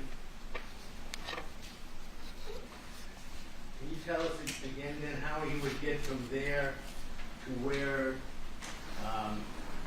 Monica Sementilli's vehicle was? Do you have the photographs that? Yes. Your Honor, could we have marked as next 624 A, B, C, and D, Your Honor? Yes. All right, I'm going to show you in a second some photographs where I think you testified Mr. Baker could have ended up without being observed by the cameras. Sure. This is A. Now, there is a Payless store a little farther down in the middle of the photograph. Is that right? Or you tell me. Well, there was, There and was. this is not. This is where he would end up if he. I can't really testify to this photo because this photo doesn't, except for this far end here where the Payless used to be. I think if I. This better now. Is this B? This is from a more of a distance. Can you see? For the record, which exhibit are those? This is 624B. On this photograph, can you see where Miss Sementilli was parked? Well, I'm trying to. If the entrance is here, Okay. is it? I mean, this is your photo, so I don't know how these photos were taken, so It's actually Mr. Dawson's photo. So. I don't know how these photos were taken, but And he'll- I believe this is the entrance. yeah, see the sign up there that says Target. So Yeah, I that believe looks like, she entered here. I mean, if you can zoom out, make it not so close. She came in here. This was the Payless at the time. Okay. And he came around that building, so he was on the back side of that building. Well, you're around here. hypothesizing that's how he got. You didn't see Your Honor, him. I'm going to object if the witness can just answer one. One moment. Are you done with your answer? Yes. Continue, Mr. Lee. Your testimony was where you thought his route could have been without being picked up by the target cameras, correct? Yes. You don't see him on any of the target cameras, and can't even see him getting into Miss Sementilli's car, correct? We see somebody getting into Miss Sementilli's car. You believe it shows somebody getting into the car? I do. Okay. And what about seeing that person before he gets into the car? Where's he coming from? It's coming from that side of the Payless And you building. can see that too? Yes. I see. Well, we'll get to that. You see was there a doctor's office that I'm showing you right now? You see the doctor's office sign? Was that Bahari, Bahari Medical Group? Is this 24 Council? Yes. C. Thank you. Was that, well, you recognize that sign?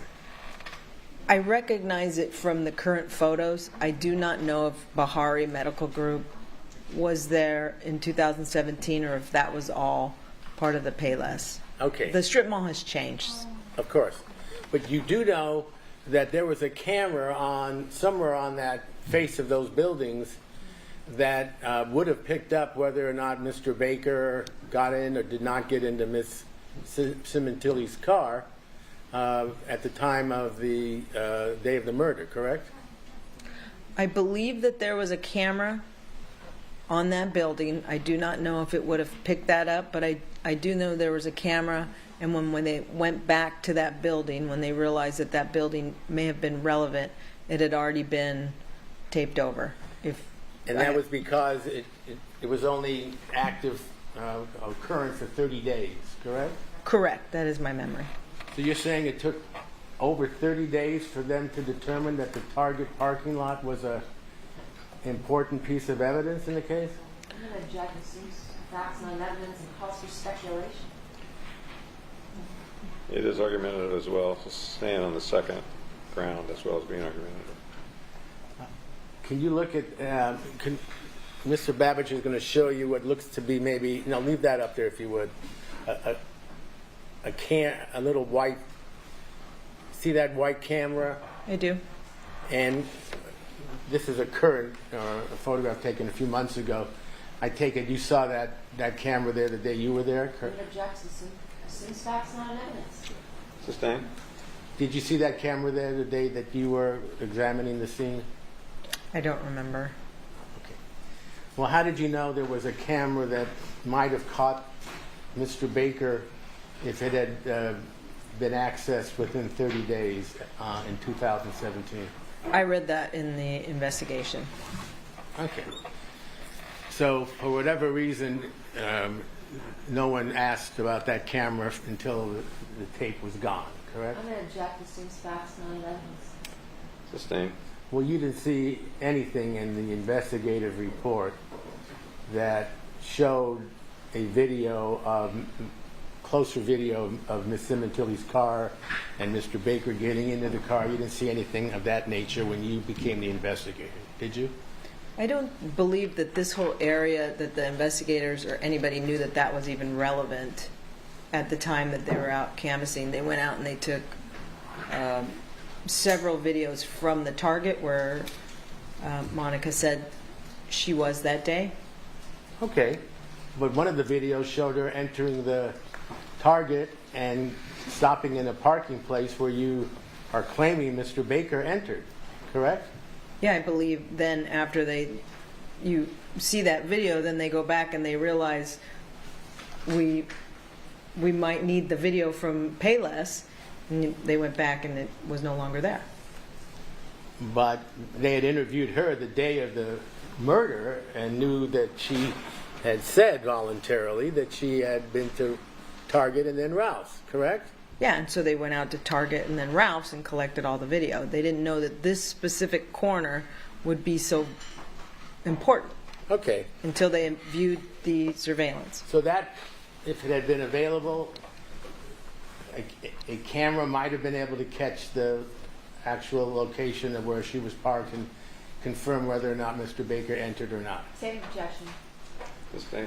Well, then why does anyone care that it was over 30 days? Same objection. Also relevant. Overruled. I guess I don't understand your Well- question. Why does anybody care that Well, it's they- over 30 days? Didn't they go out and try to get the video from the camera on the medical group or the pay list? Yes, once they determined that it was important because somebody got into Monica's truck, they went back to the Payless to collect video, and it was no longer available. Okay. The well, let me ask you this: you didn't read well.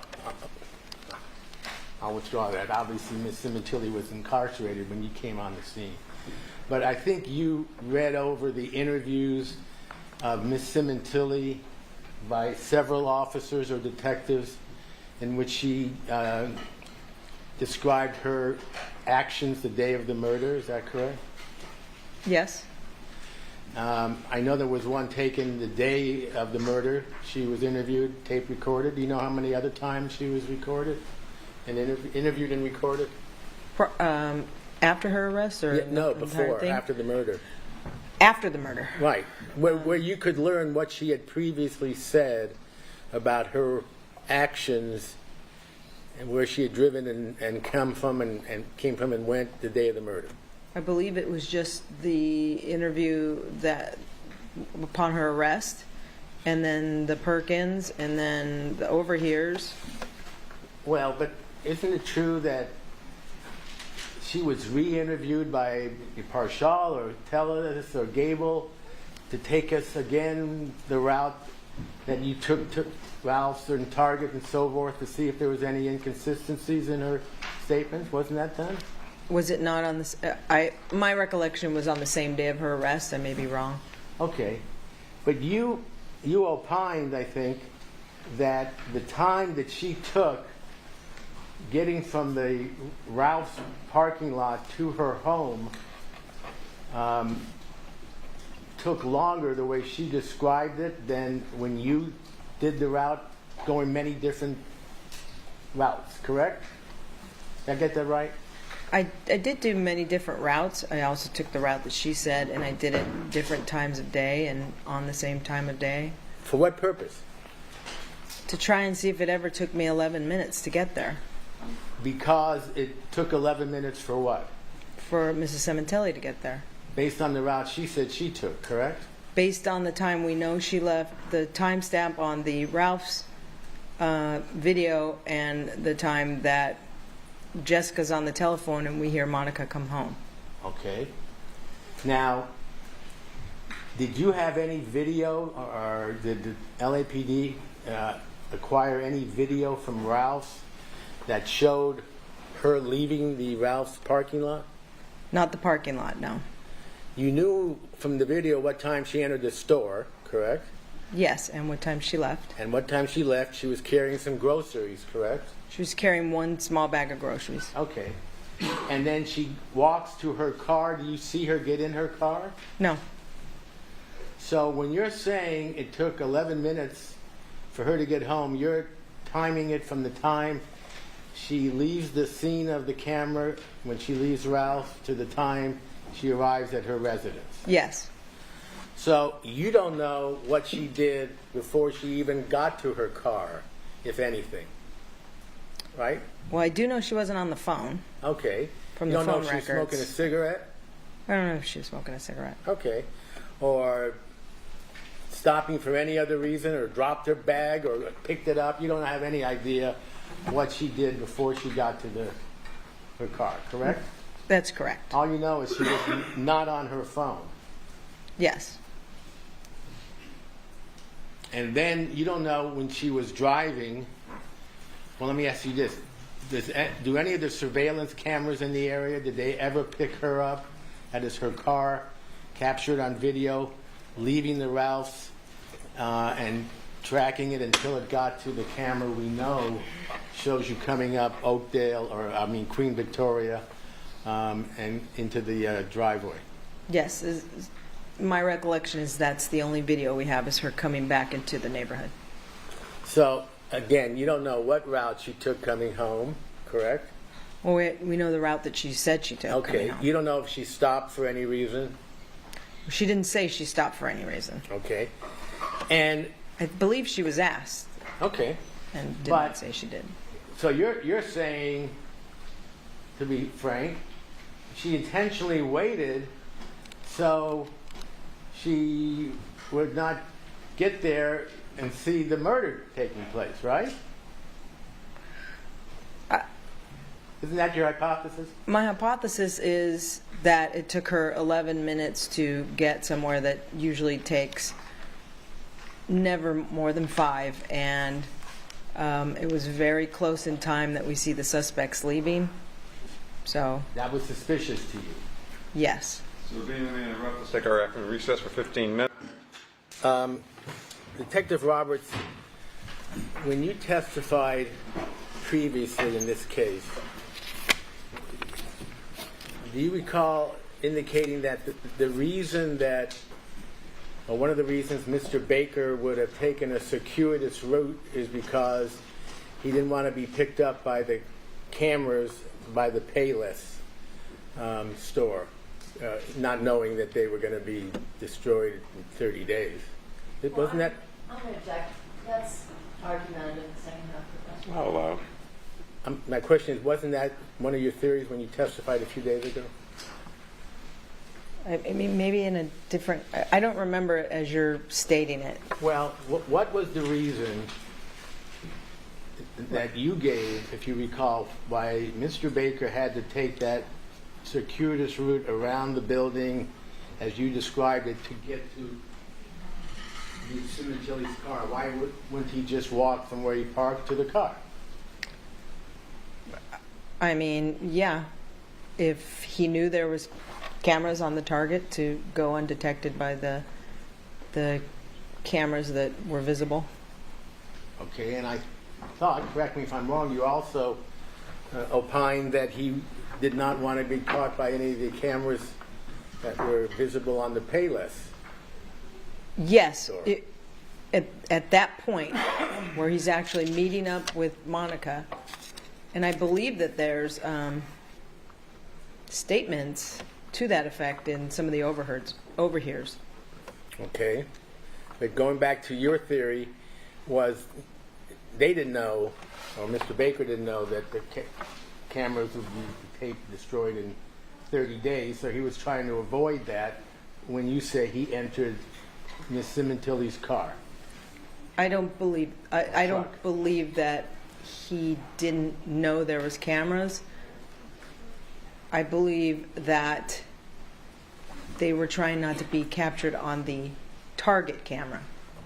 Not the Payless camera or the cameras on the wall there. Correct. Okay.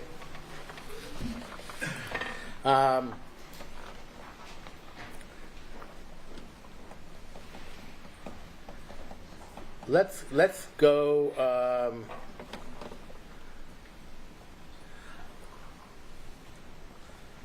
Back to the route that Ms. Sementilli says she took and the time it took her to get home. Do you recall reading an interview of her by Parshall, Tellis, and Gable on May 18, 2017, about 3 weeks or 4 weeks before her arrest? Is that the interview with the knock-knock ruse? Yes. I don't recall reading it. I listened to it. Okay.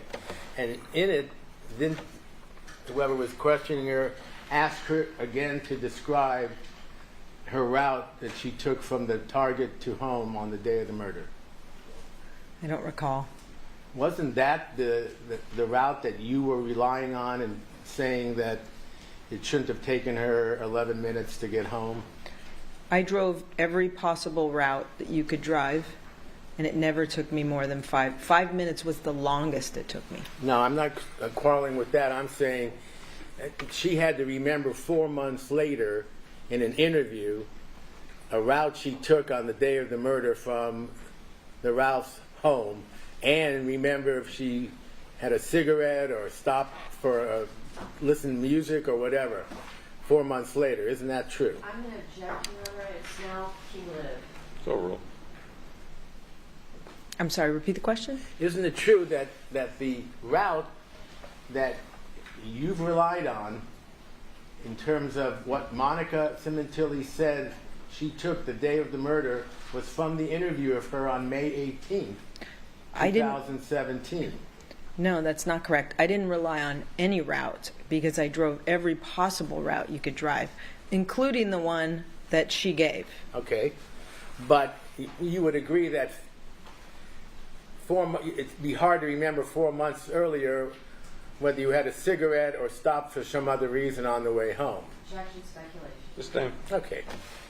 Now, whoever was in on the murder, I assume, would want to have given, based on your investigation, time for the Porsche to escape and leave the scene and not be apprehended 2, 3, 4 minutes after the murder. Objection, argumentative. Sustained. So, are you aware of when, first of all, Monica Sementilli actually arrived home? Yes. And what time was that? Oh gosh. Well, I'd have to refer to the Would you mind? Because I'm going to get into that with her daughter as well. So, do you have that? I don't have it with me. I when I retired, I don't have any of the investigative materials. No, but I'm sorry. You were shown that whole chart and video of cars coming and going and where they were and so forth the day of the murder, correct? Correct. All right. And referring back to that, it had Miss Sementilli arriving about a minute after Baker and Austin are seen leaving in the Porsche, correct? I'm going to object that misstates the evidence. It's about It's vague because I don't know which Ms. Sementilli you're talking about. Okay, thank you. Monica Sementilli arrived at the residence the day of the murder to find her daughter Bella there and her murdered husband, correct? yes. Okay. We'll get to Bella, but how long, but there fortunately is a camera, the one camera apparently that was working in that whole area, that caught the people coming up, running up the street, and the cars leaving the house on the day of the murder, correct? Yes. And it caught the two joggers covered up, the two killers, and then it caught the cars involved leaving or coming, correct? Correct. All right. So we know that the two murderers are in the house. We know that the Porsche is seen leaving the house, correct? Yes.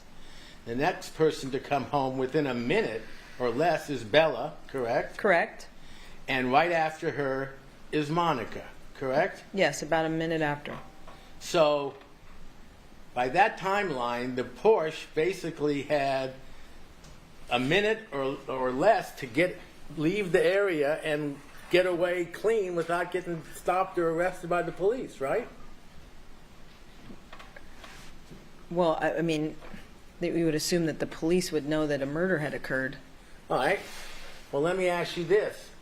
When the 911 call was made, then the 911 operator asked, if they saw anything else and told that the victim's Porsche was seen leaving and give the license plate? I believe when the 911 call came in, it came in more as a medical emergency because it wasn't reported as a murder because the daughter didn't know what had happened to her father. Okay. And when did the police, as far as you know from reviewing all the reports and records, first learn that a murder had occurred and a Porsche vehicle with the license number belonging to Fabio Sementilli had left the scene with the murderers inside? I believe the police got to the location maybe within 20 minutes of the 911 call, because it was originally, but I don't know that it was known that the Porsche was actually taken until the detectives arrived on scene and started conducting interviews, but I'm not 100% certain on that. So either the officers who got there first or the detectives, someone found out that night that the Porsche was taken, stolen, and it contained the two murderers, correct? Correct. Was an immediate broadcast put out over the air? Look for Porsche license number containing two murders. I don't recall. In fact, it wasn't, was it? Honestly, I don't recall. It was listed the next day as a stolen vehicle, and a flyer went out. Isn't that what happened? Your Honor, I'm going to object that assumes facts, not evidence. Oral. I honestly, I don't recall whether a crime broadcast was put out. Do you know if any helicopters were flying over and were put over the scene to see if they could find the Porsche, or cars in the neighborhood? Police cars were traveling around to see if they could find the Porsche the night of the murder? If I had the comments of the call, which should be in the murder book, all that would be in it, Well, including whether a crime broadcast was put out by responding officers. well, okay, maybe you can review that, but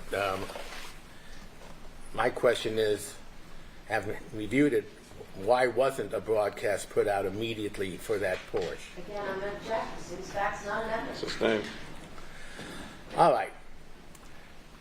Would you agree, as part of your investigation, that the murderers who were involved in this killing would have wanted more than a minute, if this was being planned, to get away from the scene? Same objection calls for speculation. Okay.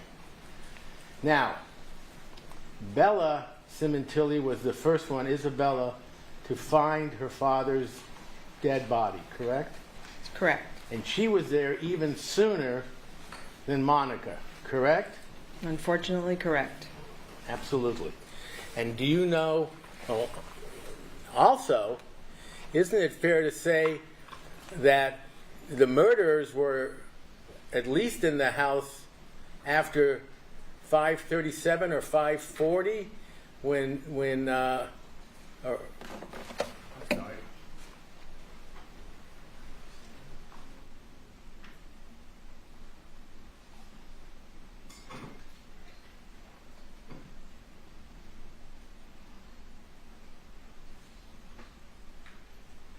Okay, so the murder takes place about they leave about 4:58 or 5 o'clock, is that right? Sounds about.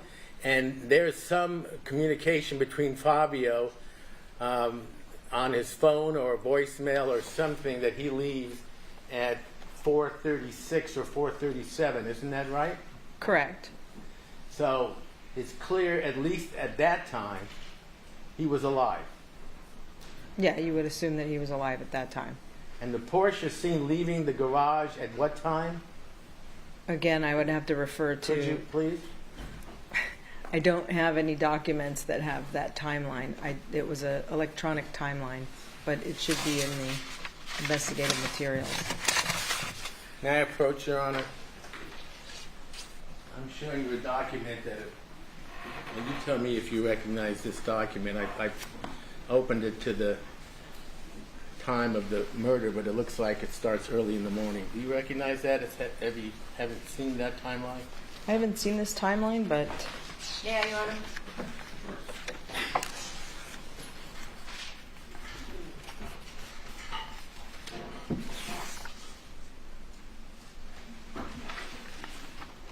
so that's not a document from us.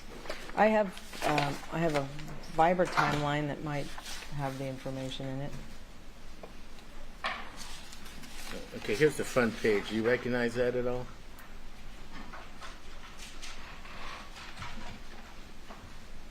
I don't recognize this. Okay. Then why don't you look at your... I can record? see if I have it in that. I can see.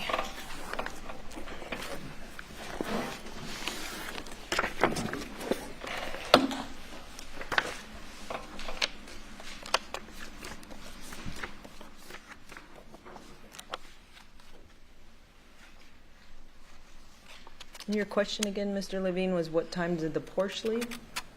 Yes.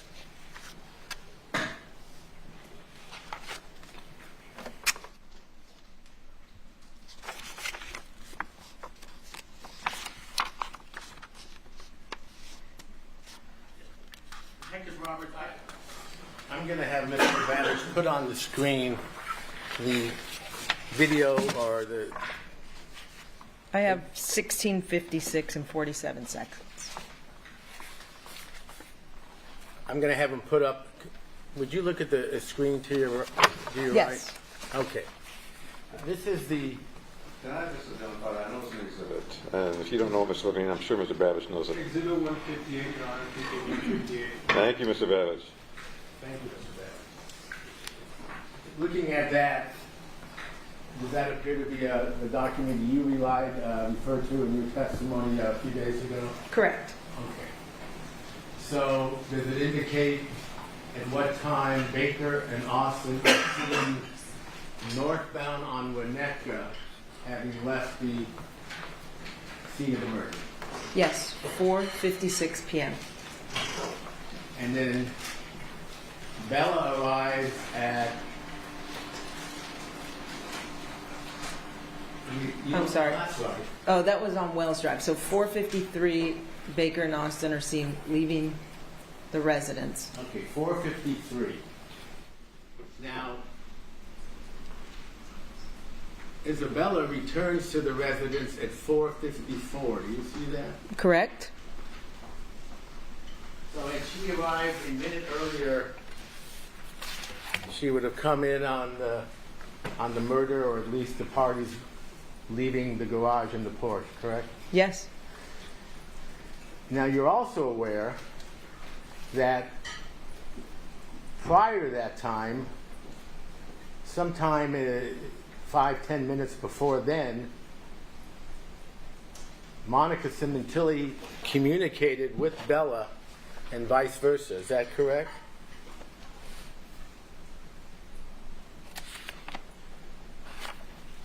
Do we have that? Can we put that up there?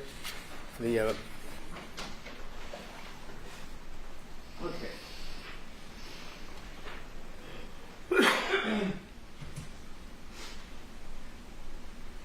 You see those calls, incoming, outgoing? You would have to back up. That's to the eye doctor. Okay, Isabella's at 4:24. Where is Isabella, according to your... Over the well, he keeps going back and forth, but if he goes Sorry. Can you right put there. up the whole thing, Mr. Babbage?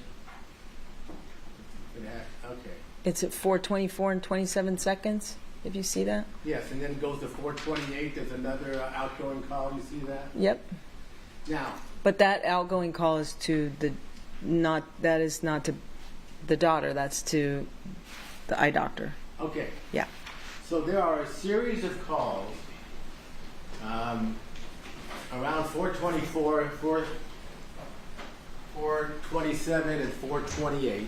Yes. 4:30 between Monica Sementilli and her daughter Bella, correct? Correct. And it has to do with something with an eye doctor who's also called or calls Monica at the same time, correct? Yes. And it's clear that Monica Sementilli is in touch with her daughter Bella in one or more of those calls, correct? If you can go back just one, just so I can see who the call is to. Not that one, but the. Yes. Okay. Now, what you're saying is Monica Sementilli on the phone, knowing that her lover and his partner are at the house killing her husband, knowing that Bella is going to the eye doctor perhaps, lets her do so and doesn't say anything like, wait for me, I'll meet you for lunch, I'll meet you for coffee, anything to delay her from coming to the house. She allows her to go right to the house and almost walk in on the murder, correct? Yes. Argumentative, and we also don't know what was said. Excuse me. Is argumentative sustained on that ground? Move to strike. You don't strike comments of counsel. I'm They are sorry. not evidence. Comments of counsel are not to be stricken. They're not evidence. It wasn't that I was striking. It was the answer. Any answer would be stricken. Thank you. Well, you heard on the over here, Monica indicating that her attorney had learned that Bella was not intentionally delayed at all and was going to use that as evidence in the case. You heard that in the over here, right? She just states the evidence. Did you hear something to that effect in the over here? That Bella was delayed? That Bella was not intentionally delayed, even though she was on the phone with her mother. Her mother did nothing to delay her from going to the house and potentially walking in on the murder. I heard a lot of self-serving statements on the overhears, and I also heard a lot of incriminating statements on the overhears. Fair enough. You can characterize them any way you want. That's why we have a jury. I don't want to know if you heard that statement. I don't recall in that specific wording. But the essence of my question is, would you agree that according to this evidence, Monica Sementilli was in touch with her daughter 15 minutes before the murder took place, maybe less time? Correct? I would have to see the timeline again. Well, if she's talking to her at 4:24, 15 minutes would be 4:39. We know Fabio was alive at 4:37, so he's murdered right after that, because the Porsche is seen leaving at 4:56? 4:53 they're leaving the residence.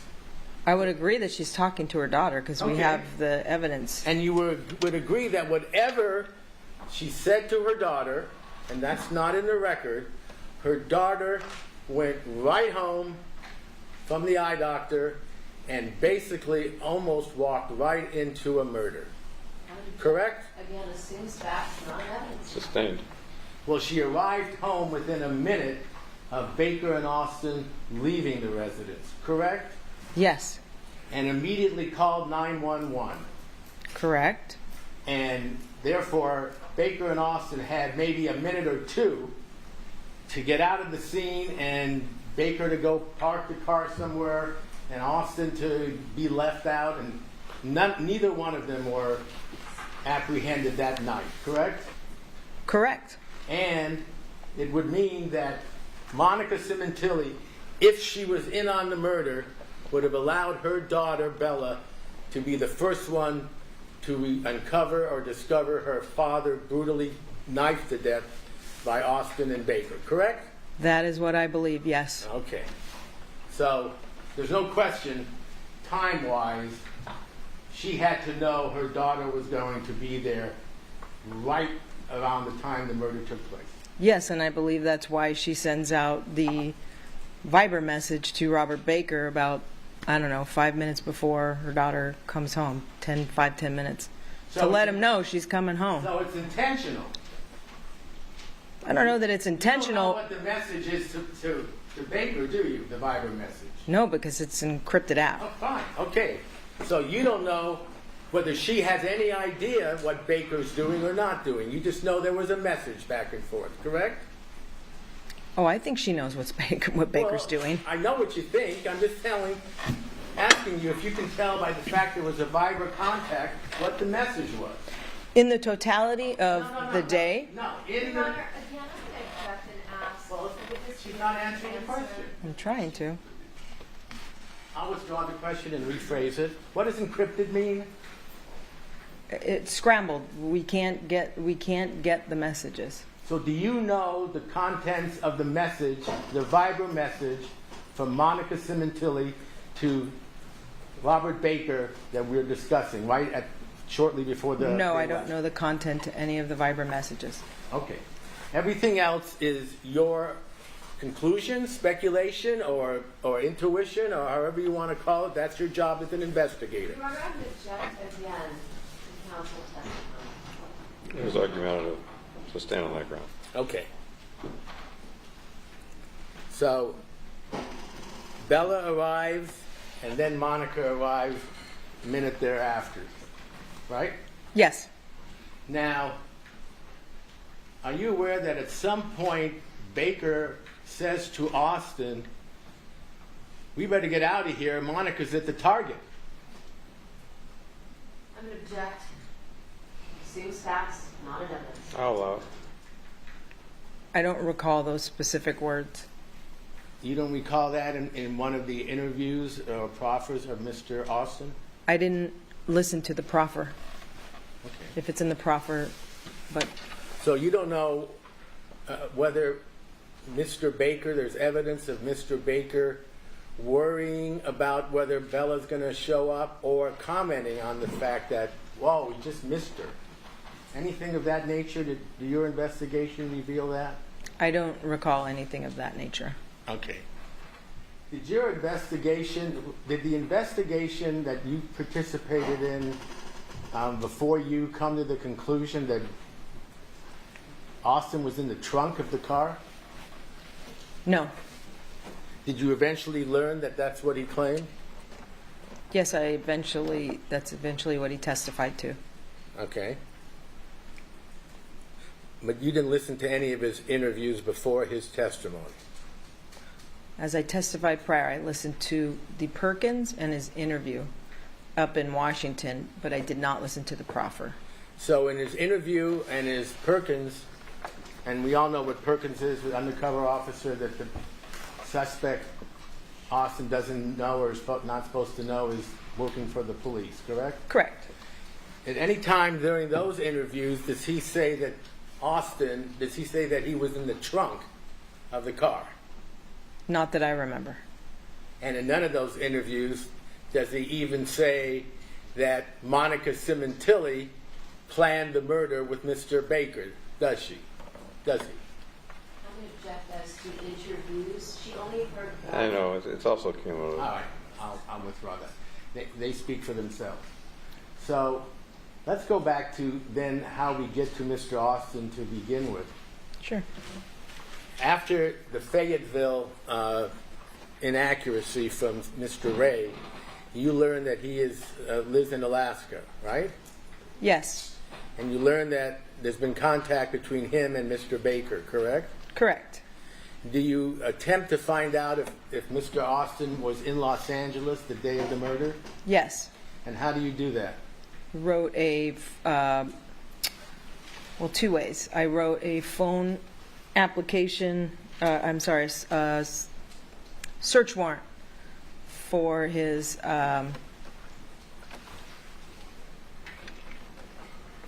cell phone. So you knew his cell phone number. I'm sorry. I'm all That's scattered. okay. Take I your wrote time. I wrote a search warrant for airline manifests. Okay. And that was when approximately? That was approximately, I believe that was late 2021. Okay. So late 2021, you try to determine if Mr. Baker flew down to Los Angeles at or near the time of the murder, right? Mr. Austin. Mr. Austin, so. Yes, sir. And what did you learn? Well, he wasn't on any in that search warrant. He wasn't on any passenger manifests. And the reason was you were looking for direct flights as opposed to layovers. I was looking not only that because it's hard to write for a layover, but it was too wide of a search. I was looking for all passenger manifests because there was only a couple flights that flew from Alaska into LAX. So I wrote for the entire, who was on the entire flight, looking for a specific name. And it wasn't until I actually wrote for the name of Christopher Austin on any flight that I came back with that information. Well, but you knew his name at the time you wrote the first search warrant, correct? Yeah, I just didn't. I wrote it broad, and then it didn't work out. So I figured out another way to write it. And how much later was that? Well, there was some stuff in between that. Can you tell us if the stuff is relevant to your search for the second killer? It is relevant. Then please. Okay. In January of 2022, we contacted federal agents up in Washington State, in the Vancouver area, and asked them to conduct surreptitious surveillance on Christopher Austin to try to capture his DNA so that we could compare it to the unknown samples in this case. So the DNA, which is mainly in the form of blood, is that correct? Correct, From the yes. family residence. Right. DNA came back to Baker. I assume some of it came back to Fabio, the victim, and perhaps other members of the family. I don't know, but you had some DNA that came back unknown. In other words, you don't know whose DNA it was because you didn't have a suspect to compare it with, correct? Yeah, unidentified. Unidentified. Okay. And in fact, the defense at that time was encouraging the prosecution and you to put that DNA in a CODIS. That's incorrect. Well, did the defense request that somehow that unidentified items be compared to whoever the suspect was, whether it's Austin or anyone else? It's already gone into, it's overruled.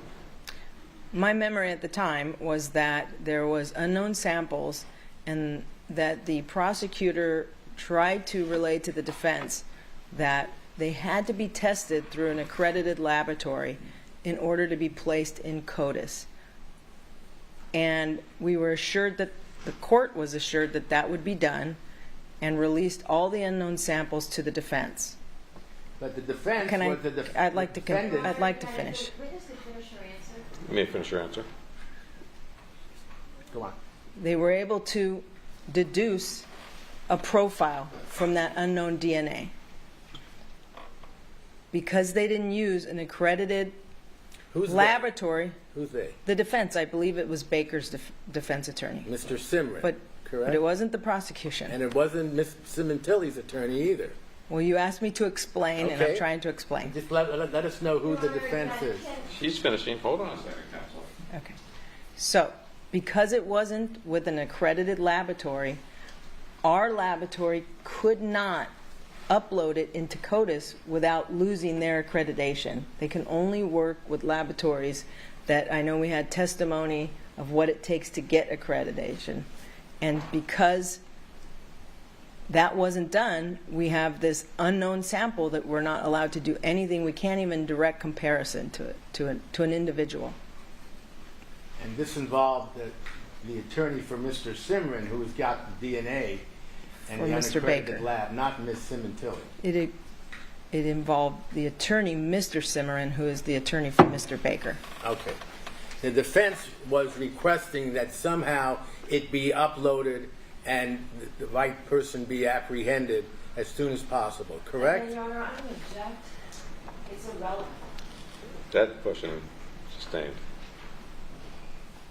Well, this is all occurring in what year? I believe that was in 2021. 2021? Or 22? 2021, 22, the best of my recollection. It went on. So, when did you first learn that Mr. Austin had in fact flown down to Los Angeles? It was the third search warrant that was written for manifests. I believe it was in December of 2022 or January of 2023. I think it was January of 2023.